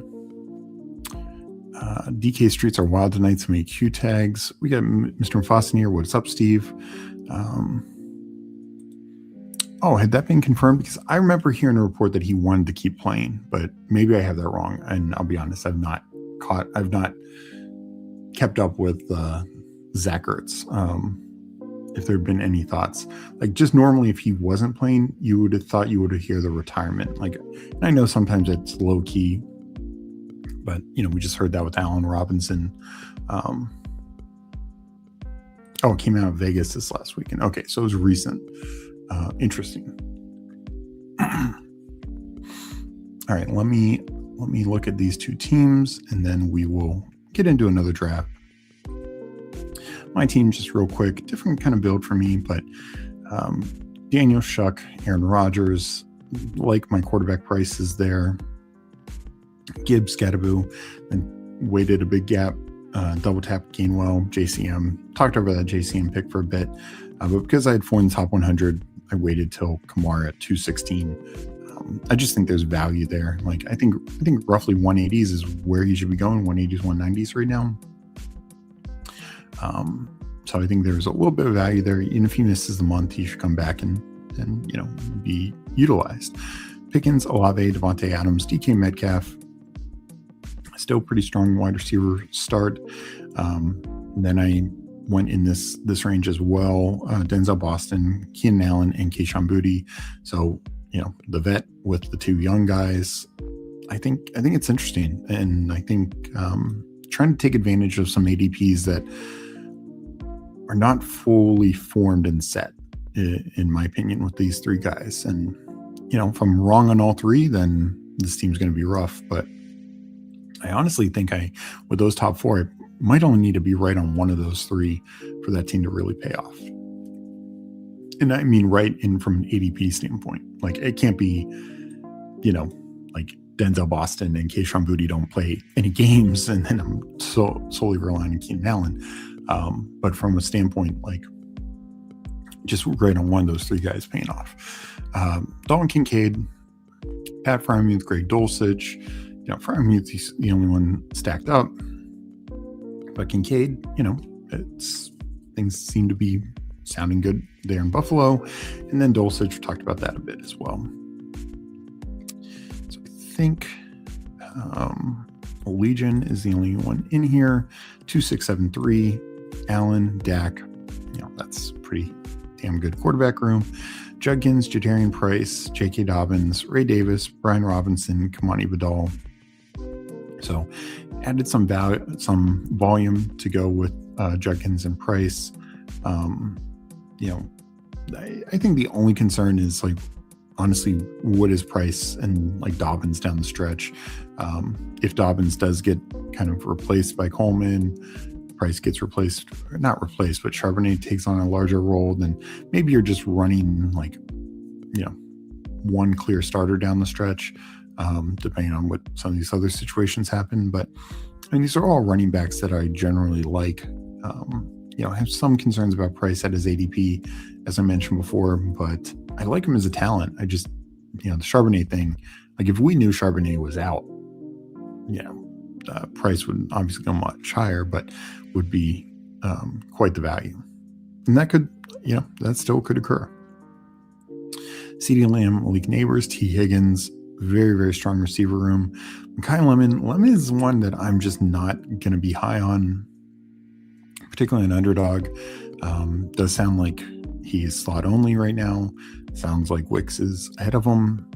And, I think another guy, like, I think people, missing a lot of time in camp, I don't care how good of a prospect you are, can impact you for sure. But I do like, the bottom end of this receiver room, Jacoby Myers, Rashid Shaheed, Khalil Shakir. Even if Lemon is a little bit of a reach at this ADP, and that's probably more like for the season. Like maybe Lemon is the guy you need down the stretch. This is the type of receiver room where it's not going to matter as much because you got guys like Myers, Shahid, and Shakir who can get plenty of usable weeks and a few spike weeks to manage the team. Brenton Strange, Hunter Henry, and Evan Ingram, and there's been some positive buzz on Evan Ingram. His utilization in the preseason game was better than expected, so we'll see. I don't have a ton of faith on it, but I think he's worthy of an 18th round click, especially with some of these other tight end rooms that are a little messy right now. I think Pete mentioned it from when they were chatting. Okay. As a Buckeye alum, I hope Dobbins gets a healthy year in. He's really good. I agree. The bigger concern is they seem to like Harvey. They seem to like John Coleman. I hate 3-man backfields. But I root for J.K. Dobbins, not from the Buckeye standpoint, but it's like the dude's good. He just needs to stay healthy. All right, let's get another draft in. So I'm going to get it started. And just do another puppy. I'll count it down, entering in 10 seconds, entering in 10, 9, 8, 7, 6, 5, 4, 3, 2, 1, enter.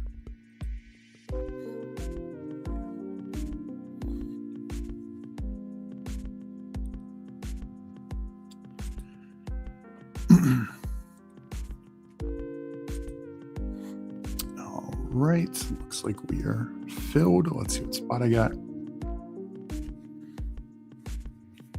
All right, so we got more people in this one. Buddy Man, Hartman, King of Kings,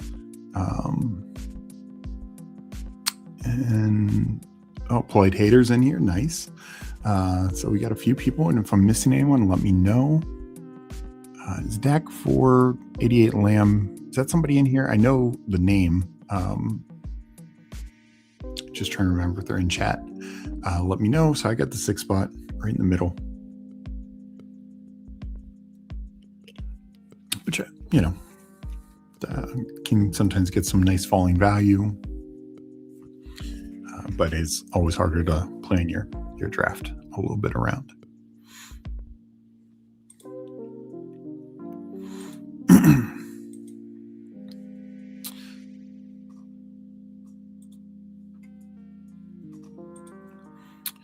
All right, this one's starting. Go by ADP.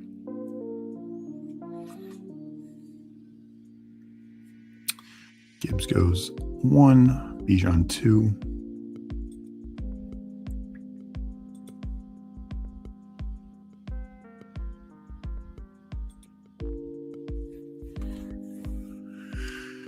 And I'm up. I'm gonna go. I'm just gonna make the JT stand.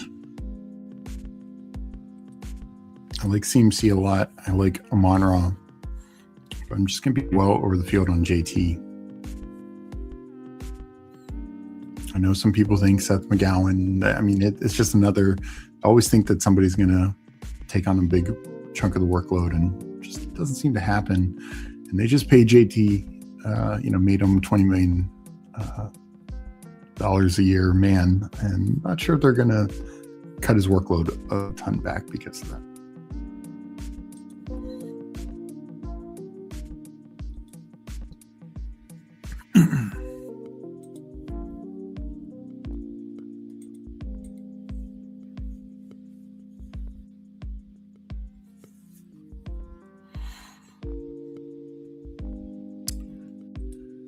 All right, so come back up.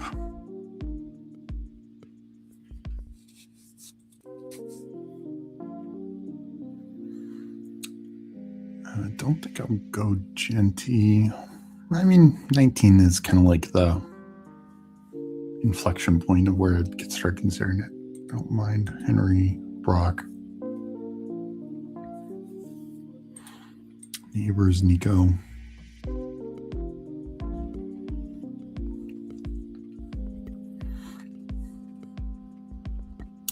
think I'll go Brock.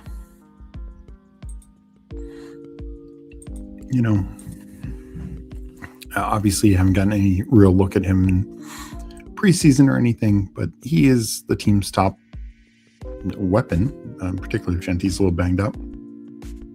And definitely receiving weapon. Very few tight ends even have the thought of getting 120 targets, much less the 150 or 160 that Bowers has in his wheelhouse. And I like Naylor and Trey Tucker relative to their current ADPs, but they are not going to be major threats to taking targets away from Brock Bowers. And that's, of course, the difference between Bowers and McBride when, Marv is a threat. Even Michael Wilson's a threat adjacent. So, yeah. And I think between Cousins and Mendoza, quarterback play is going to be pretty well improved from last year.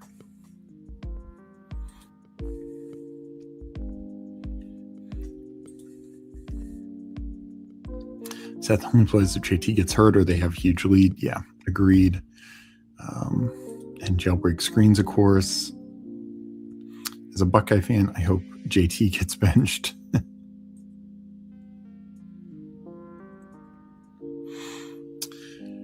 Not going to go Jeremiah Love. Not going to do everyone week 13 with Zay Flowers.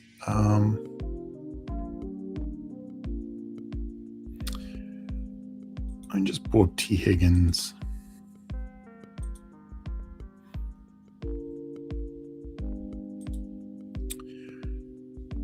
And I'll go back to the board.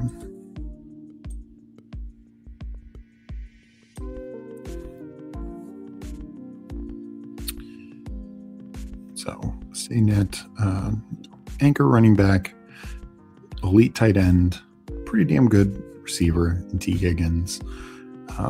Almost assuredly, I'm going 2 tight ends. Just about every time I go Brock Bowers. I know that's one thing you could do to make the team more unique is to do a 3rd tight end. I'm just less inclined to do that with, already paying the high price on tight end. Let me balance it out a little bit. So we'll see. But most likely it's going to be a 6 or an 8 6 running back team or an 8 receiver team. Just kind of dependent on how the next couple picks go.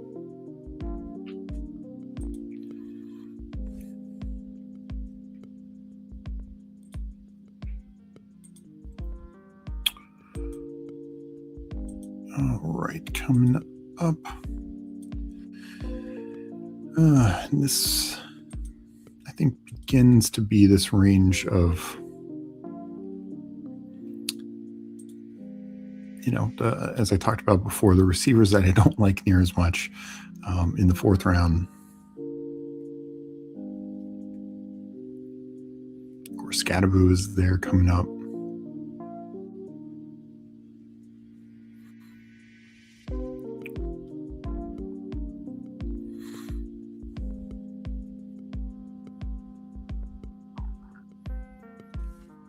And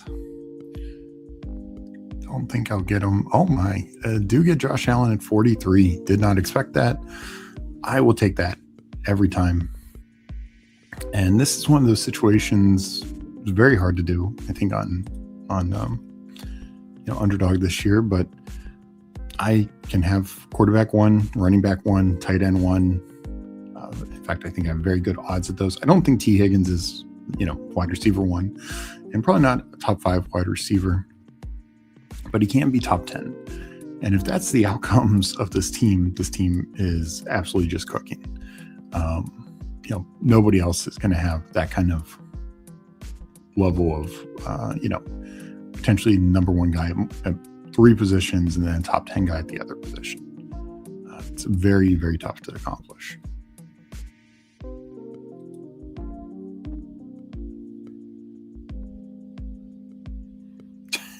All right, good luck with your drive. Yes, please watch the road. Just went 3 miles without looking at the road later. Yeah, that's cool. That's home safe. Jesus. That would be hysterical to have like bus drivers listening to best ball podcast as they're driving kids home. By hysterical, also the nightmare of many parents, I'm sure. All right, let's see what gets back to me at 54. Like Monty, like one of the receivers would have preferred DJ Moore, but Hartman makes a good pick there. Monty goes.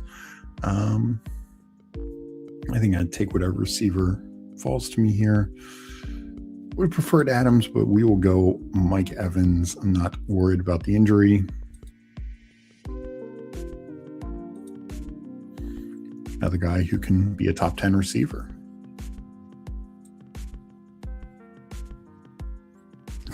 Yeah, you care about the kids. I always care about the kids, Mike. I don't know what you're talking about.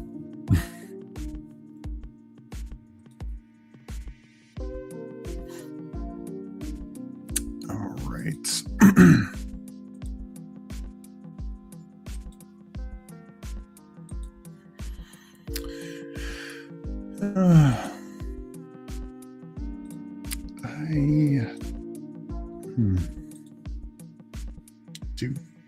Don't think I've got I would love one of these running backs come back. I don't expect them to. This does, when I've taken an elite quarterback, when I've taken an elite tight end, I do have an anchor for a running back, but I do worry about, running back depth for sure.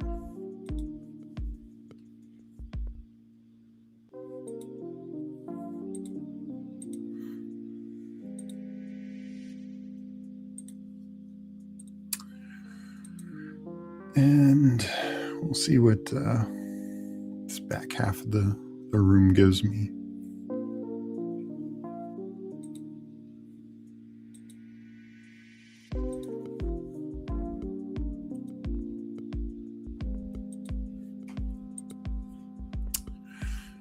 All right.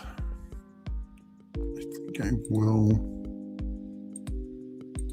take a Patriots back if they're there.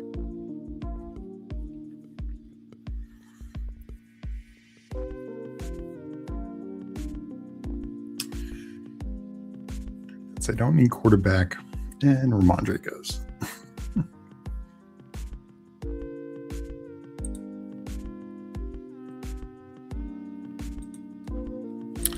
know what? I think I'm going to pull up Jonathan Brooks.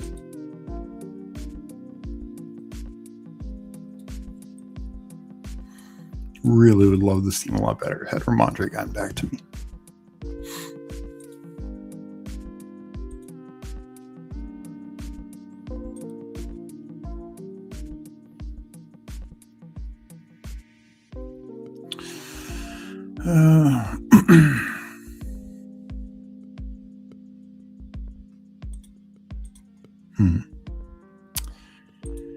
Yeah, this is probably going to be a 6 running back team at this point.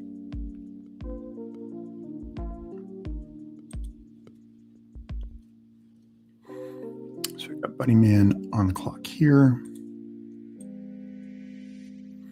Grabs Dak.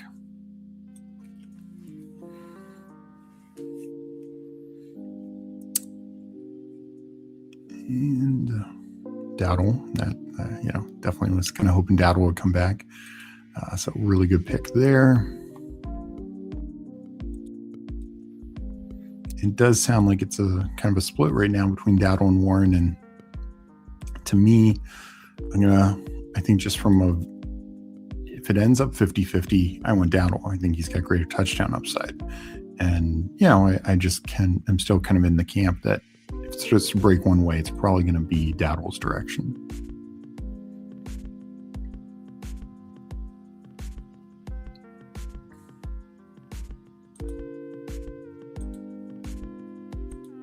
Yeah, running back's gotten picked over.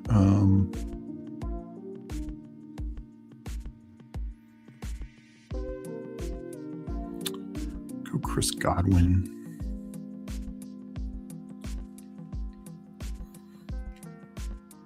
A little early, but I just can't fully get on board with the QJ. I mean, sounds like he's back still, I think there's more risk of him getting overtaken by Trey Harris. I think Godwin, I think his role is pretty good. It's just injury. And Reed and Sutton were my other two guys that I was really looking at. So I'll go off the board.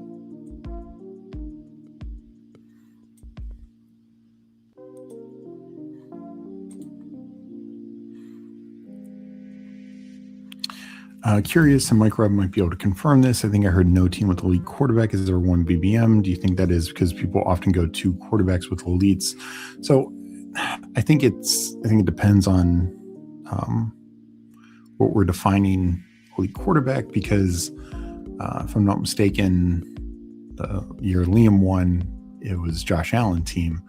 It's just, I think he got Josh Allen and like quarterbacks were being drafted differently back then. Somebody could confirm that for me. I'm sure, but I do think that's part of it. I think a lot of people go just to elite quarterbacks.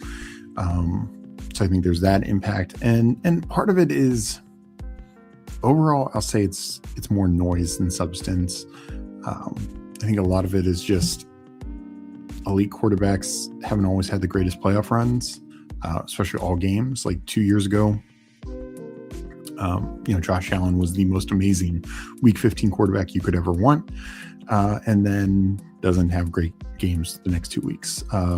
Lamar that year was really good both weeks 15 and 16, like 30 plus points both those games. He had like 26 points week 17, and it's just there was a lot of guys who had outscored him. What I want to do here. Oof, I do not like this range. We'll take Blake Corum. I think it's rich for Blake Corum. I really do, but I didn't want to go back to the JCM, and I do a lot of Gainwell, so let me mix it up. And 3 years ago, I believe I had the years right, Lamar actually week 17 was the quarterback. He was the top scoring quarterback, and there was actually a pretty big gap between him and Jordan Love, who the BBM winner that year had. I think the difference, I think part of the issue there was most Lamar stacks were built improperly, because probably with Mark Andrews, who was injured, and that was the year with like Bateman and Beckham and Zay, and Zay I think was fine, and Likely was fine, but nobody had Likely really, and so you just probably didn't have the same kind of combos that you needed, and so I think that's part of it. But because Lamar had a good week 16. I can't remember what his week 15 was that year. He had a good week 16 against the 49ers, and then week 17 against the Dolphins. I think it was the Dolphins. He crushed and was QB1, but it didn't pay off for anyone. So I think some of it is, again, it's probably more noise than substance. But I think there were probably ways to that point, and maybe it was just because there's not enough Lamar in the playoffs, not enough Lamar gets through week 15. And kind of the same with that Josh Allen year. Back on the clock.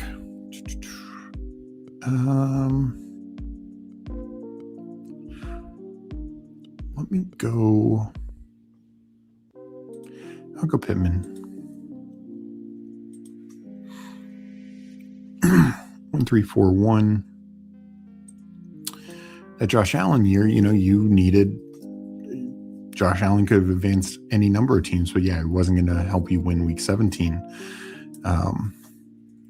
So I just think some of that. And then the other issue is we've had multiple years where elite quarterbacks are missing time down the stretch. I mean, Jalen Hurts has missed week 17, I think like 3 of the last 4 years, something like that. Obviously last year, Jane Daniels, Lamar missed that game. I mean, Josh Allen has always played it, of course. But yeah, I think it kind of comes down to some of that as well.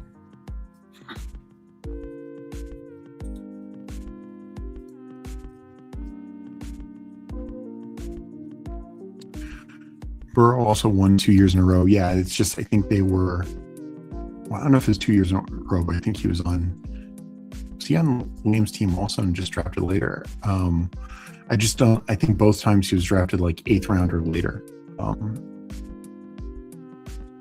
Okay, so that's what it is. No team has drafted a quarterback higher than the 8th round as of now at 1 BBM. Thanks, Mike. And I think Mike can confirm, like, Allen was on Liam's team. It's just, I think he was drafted later then. Burrow was a slide on team that won, got him in the 8th, which made the difference. Jalen Hurts. Next question. But no, good discussion. I will take my guy Kyler Murray. I don't care about the stack.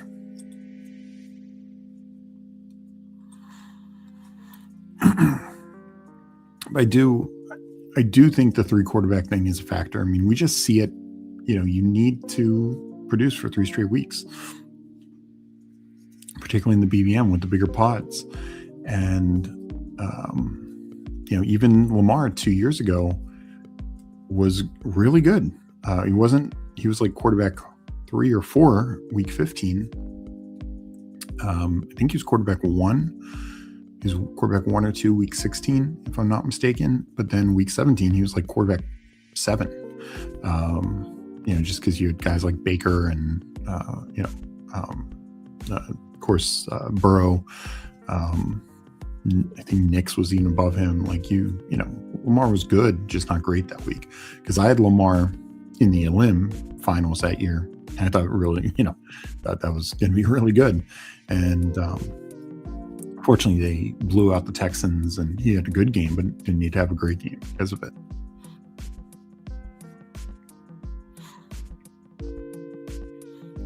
I actually had him in a couple of my finals teams that year. So it's definitely obviously I did well in the big board with Baker, but thank God, because my Lamar teams, which I felt strongest of going in, cashed and were above main cashes, but they weren't like anything big.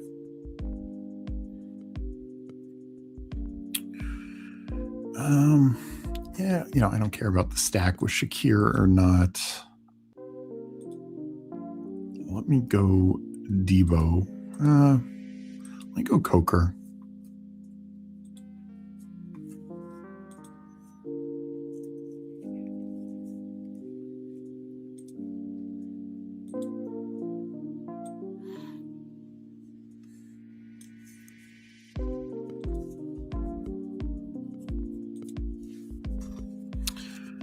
So yeah, if it's round 8 or above, and that's an interesting thing to look at, because through 7 rounds, we're talking, through Justin Herbert here. Now, isn't always that high. Usually is more in the 80s, and sometimes you can get him in the 8th round. But, that's a good chunk of quarterbacks taken in the first 7 rounds. So that'd be a lot of quarterbacks for that not to stand up again this year.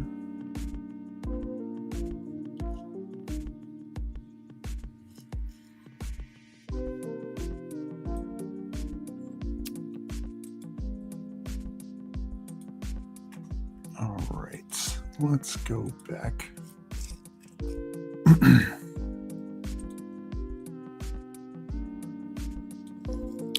Board here. Let me check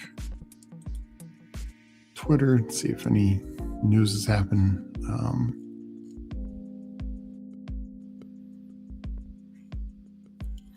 Lane Johnson walked off gingerly. That's not ideal. All right. I think we go Boston. I just want to be ahead of field on that.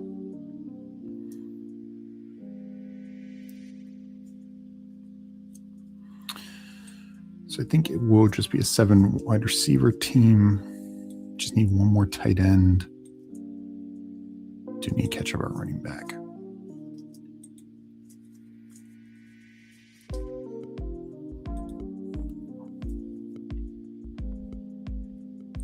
I mean, I am.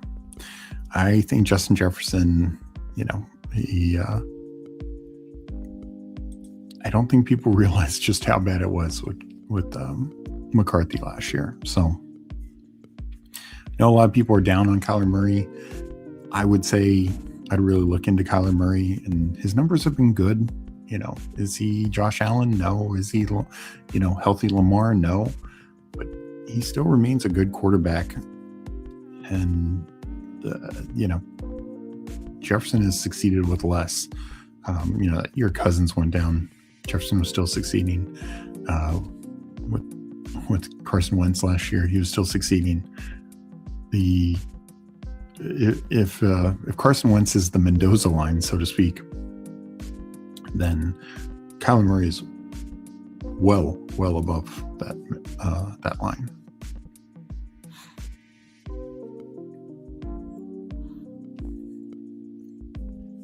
So Tracy, I think is kind of, I wouldn't necessarily say undraftable. I do have him in a pretty low range, but I would not feel any sort of confidence with Tyron Tracy right now.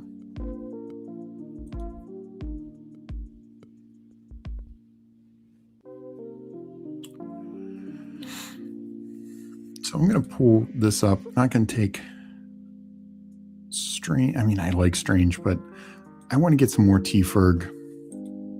I'm only going to go 2 tight ends. T-Ferg also, I think probably has some spike week potential. So maybe,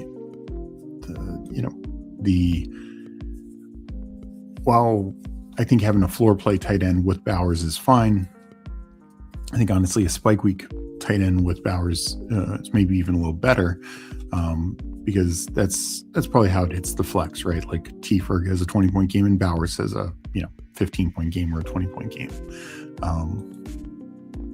So, and just like I said, I want a little bit more Terrence Ferguson down the stretch, even though it's, I think, slightly riskier than some of the other tight ends in that range. I do acknowledge that he's got some upside. As long as somebody else is taking him. I mean, I'm fine taking him. McCarthy is bad. He could be. I think he is. I do not. The Megs thing of Kyler getting benched, I don't think is happening. But Kyler getting injured, legitimate. He's dealt with multiple injuries. If so, I think it's Carson Wentz. I do not think it's JJ McCarthy. At least initially, like maybe Wentz is so bad that they don't have a choice. To give McCarthy, but I just don't think it's not looking good for McCarthy's NFL outlook.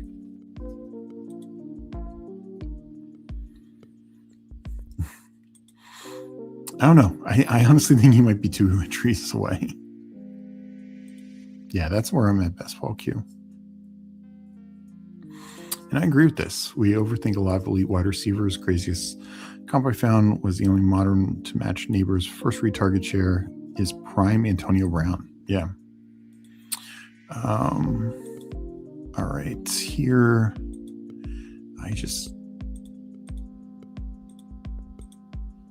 I will take Sampson.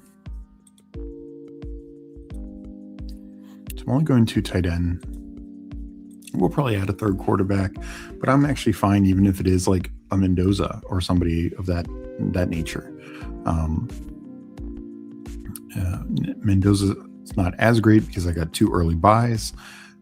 And you could even make the case that this is the perfect Kirk Cousins team. He helps cover those buys, just gives me, raises my quarterback ceiling early on. Not saying that's my primary target, but you could make that case with 2 quarterbacks with early buys.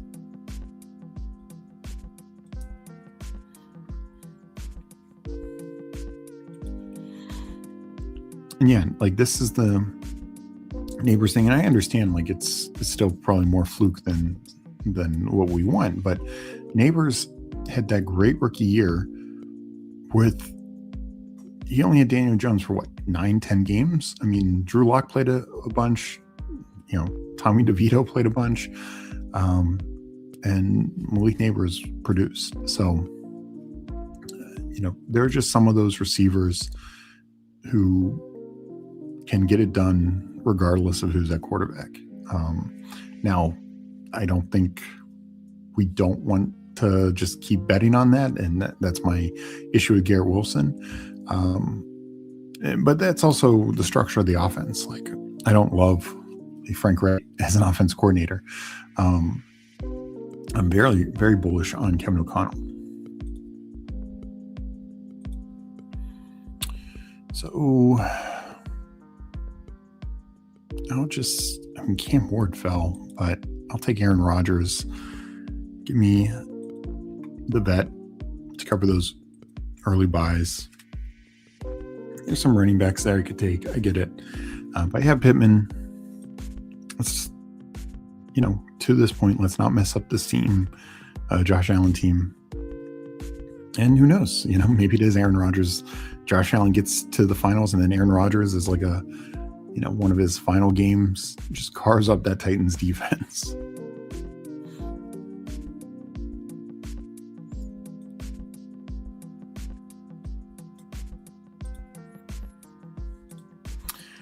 The only reason to be excited about JJM being quarterback 3 from whence I came is a top tier redraft team name. That is true. That is very true. Kyler is just a hospital ball chucking check down Charlie who exists to ruin Jordan Addison's reasons to live. I don't know. I think so much of it was he was just and I think he just clashed with the coaches. And I think he knows, like, this is his chance to he's always been better than Justin Fields, but to be, the second act type quarterbacks, the Genos, Daniel Jones, some of these guys, like, this is the year for Kyler to prove that. Than versus going this backup quarterback route, the Jameis Winstons, the Marcus Mariotas. You can still make a good living doing that, of course, but they're not getting starting nods. And with it, the $30 million, a year, and if not more. So, Kyler has a huge payday waiting for him. So he's got everything to play for.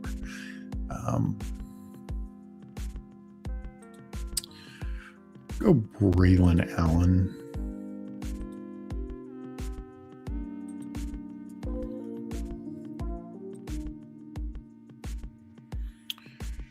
So, I know there's a lot of hype and buzz of Breece Hall getting a bigger workload and all this stuff, and maybe that's true, but I think Braylon's been fine so far, and even if Davis gets mixed in some as well, Braylon still has some red zone utility. Not that I think the Jets are going to be in the red zone a ton, but enough that he can pay off pick 187. Yeah, exactly. Like Sam Darnold was another one. He signed the 1-year deal and he parlayed it into a big contract and a Super Bowl. I deserve anything better.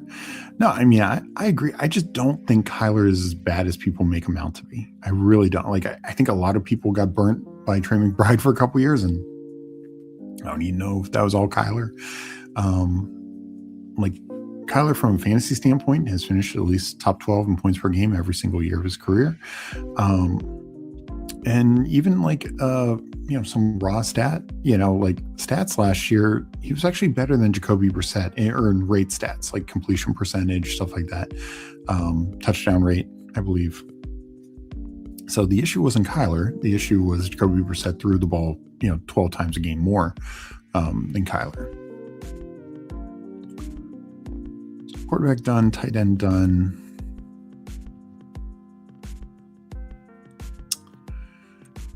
Let's grab a running back here. I'll do Malik Davis. Feeling good there.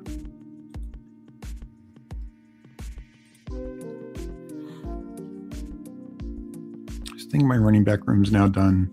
JT Brooks, Corum, Sampson, Braylon Allen, Malik Davis. It's more anchor build, obviously. But I think there's enough there to make it work.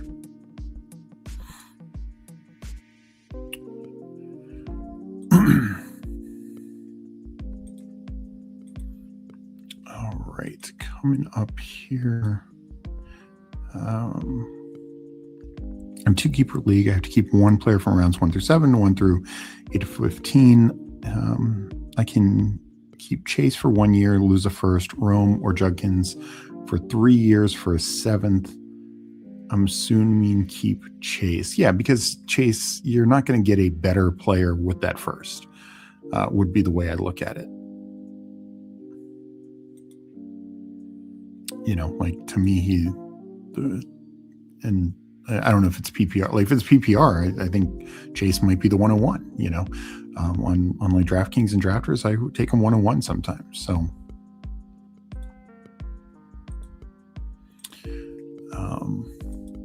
yeah, I would definitely keep Chase in that scenario. And especially if you're hoping to compete this year, you know, like if you really think, and I know you said keep reverse dynasty, but you know, if you're like, okay, you know, with Chase, I think you have the chance for wide receiver 1. That's going to be a great way for you to compete this year. All right, wait, let me make this last pick.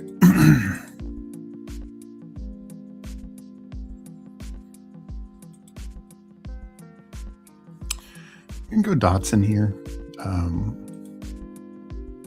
Chris Bell's a little tempting. We'll go Dotson.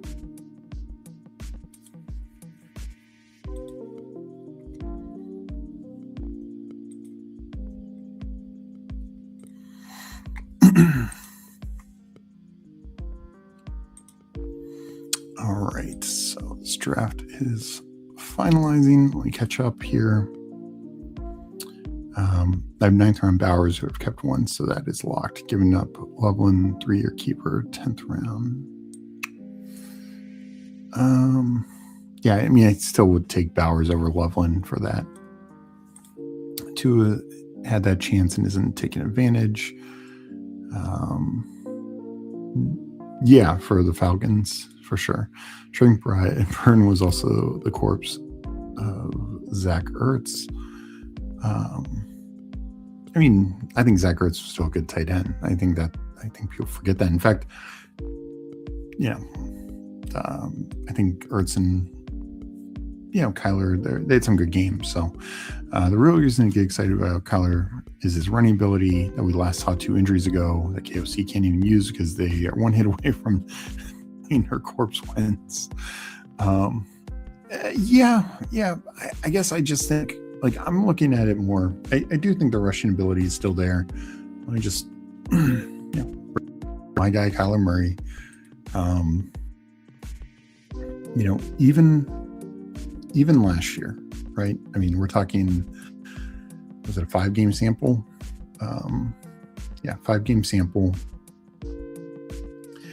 He completed 68% of his passes, 962 yards, not, you know, less than 200 yards a game, 6 touchdowns, 3 interceptions. But, you know, he still ran 173 yards, 1 touchdown in that time. So I think he does hit your lineup more than you think. And in the year before, 572 and 5 over 17 games. So, you know, yeah, his rushing isn't what it was his first couple years in the league, but it's also not, you know, it's above, kind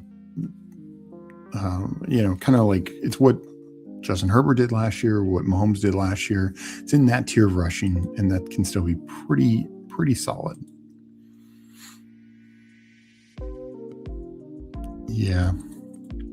No, Tua never. I agree. The college injury was the first thing, and then now that he kind of plays scared is kind of the way I feel. Bell is a perfect pod format click. Yeah, I mean, I could have taken Chris Bell for sure. I agree, Hartman. Like it, I think the issue is he was definitely more dynamic. He honestly runs pretty smart. Like he scrambles. He's one of the better scrambling quarterbacks. I don't think it's a lot of designed runs. It's not in the same way like Lamar can just be such a designed run type guy. Because because Lamar can turn a 5-yard run into a 20-yard run. Kyler's like turning a 5-yard run into an 8-yard run and the first down. And that's fine. I think a lot of, the Trevor Lawrences, the Justin Herberts, Patrick Mahomes, I think Kyler is just the slight tier, and Mahomes this year, I don't think he's going to run, but Kyler is just the slight tier above them. And that's a good range is the way I look at it. All right. This draft is wrapped up. Let's go over these teams. I'll do the board and then we'll get on out of here. So let me do the board for Mike.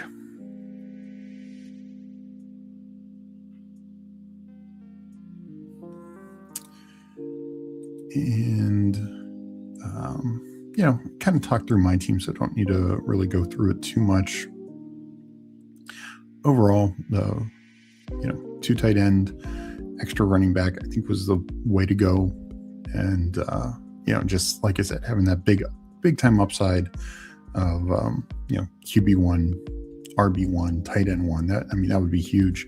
And just collectively need enough wide receiver points. And I probably will need the flex to come from the receiver room more than I generally like, just because I'm preying on Jonathan Brooks, Corm, Sampson, etc. But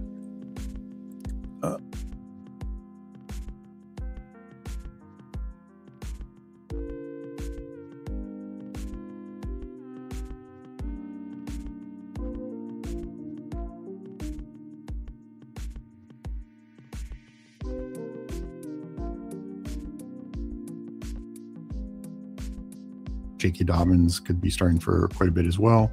Lloyd and Bigsby as well. I think Barkley is going to be the starter, but Bigsby is one of the best handcuff backs there are, or, second tier backs there are, and any opportunity he gets, he's going to be like RB1 of the week. Pickens, McLaurin, Jameson Williams, 3 guys top 50, Michael Wilson tacked on, Myers, Malachi Fields, another guy who fortunately does get a bump with the Calvin Austin, presumably out for the year news. Ryan Flournoy, 192. Wow. I think that's a steal. I think Flournoy is one of the best wide receiver 3s in the league right now. Doesn't seem to be challenged on teams can throw the ball a ton. Don't understand why he goes so late. So this was an interesting way. Trey McBride and 2 number 2 tight ends in Michael Mayer and Cole Kmet. Both will see the field plenty. They don't have massive fantasy value. Obviously, that goes up quite a bit if the starter goes down. But you're just kind of looking, you just need one of those guys to get 8 points, week 14 primarily. So, I could see how that works. Overall, I think that's a fun team. A nice Dak stack, Goff stack. In particular, and I like the anchor. Like I like your anchor running back room more than mine with Rico and Dobbins is 2-3 versus mine of Brooks and Corm. So I think that works out pretty well. Hartman in here, Herbert, Dart, just 2 quarterbacks, but 2 in that 75 to or 74 to 100 range. Bijan, Bucky, Chuba, Jonah Coleman, Emma Johnson. So another anchor, but Bucky is a good second piece. And if the Sean Tucker stuff is true, I think Bucky is probably in a better position. Chuba, Jonathan Brooks is getting the hype, but Chuba probably isn't going away.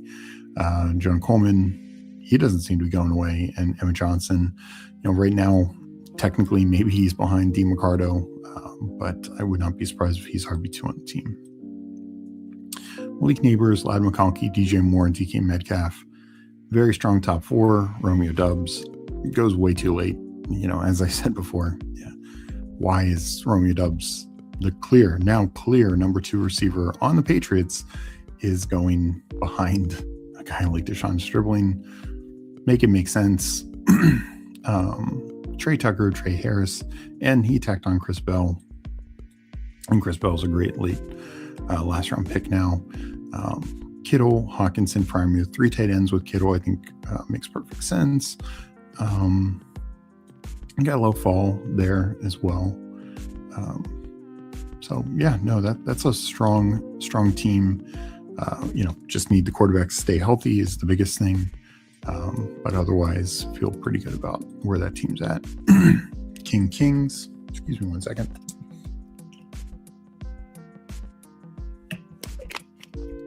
Kings 2682.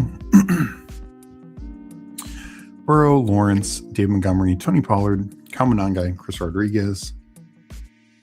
So kind of weighted at running back. Monty, Pollard, kind of your starters. Monangai, Chris Rodriguez, and then Najee and Pirine. Could have 4 number 2s, including 2 number 2s with heavy workloads. That's how that team pays off and could be really good. Particularly in outcomes where Rodriguez outscores Tootin, which, with touchdown variance is quite possible. Jamar Chase, Drake London, Chris Olave. So 3 early wide receivers, and then you wait, take the Alec Pierce bet, Kayshon Boutte, kind of right where I have him at ADP. So good to see you in line there. Jalen Millen got a little fall there. Cyrus Allen, a little fall there.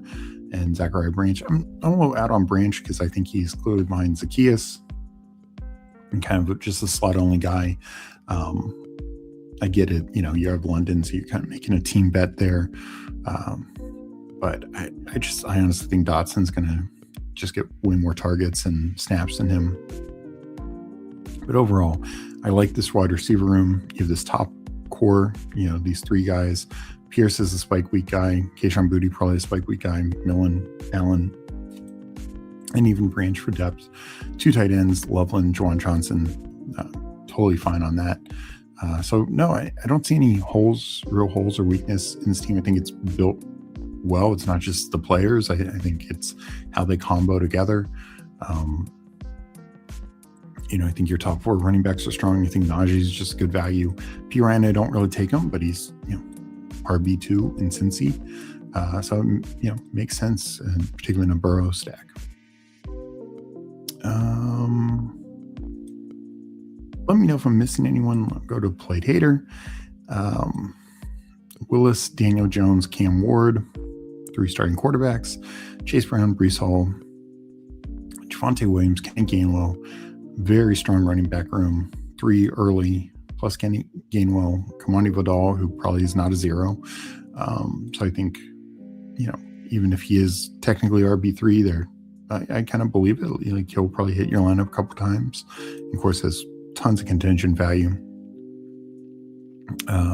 Justin Jefferson, Brian Thomas, QJ, Josh Downs. So yeah, you definitely, waited a little bit at kind of took Jefferson, then waited at receiver, but still get 4 in the top 100, plus Concepcion at 108. I think that's a fine approach with Johnson, Downs, and Jefferson and Brian Thomas. You Daniel Jones with Downs, and then late Jacoby Lane and Caleb Douglas, 2 other rookies. So 3 rookies down the stretch, but kind of at fair values. I mean, Concepcion, I think, can pay off that price tag. I think Lane can pay off that price tag. And honestly, I think Douglas can, pay off 181. So not the biggest, Caleb Douglas fan coming out, but he's clearly making a presence at Dolphins camp. 3 tight ends, Warren, Strange, and Helm. Probably, with the Warren concern, maybe, I don't know if that's why you went 3 tight ends. But I think that's fine, and I'm generally okay doing just Warren and Strange, but Gunnar Helm, with him falling some, makes some sense as well. So let me catch up on chat, and then we will get out of here in a second. I think I gave the board, but let me just make sure I give it again for Mike.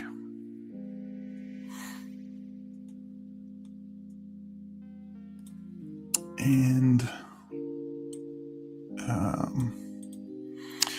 Biggest thing with the exception of Jefferson, the Vikings skill group players are priced like the Titans, but have KOC.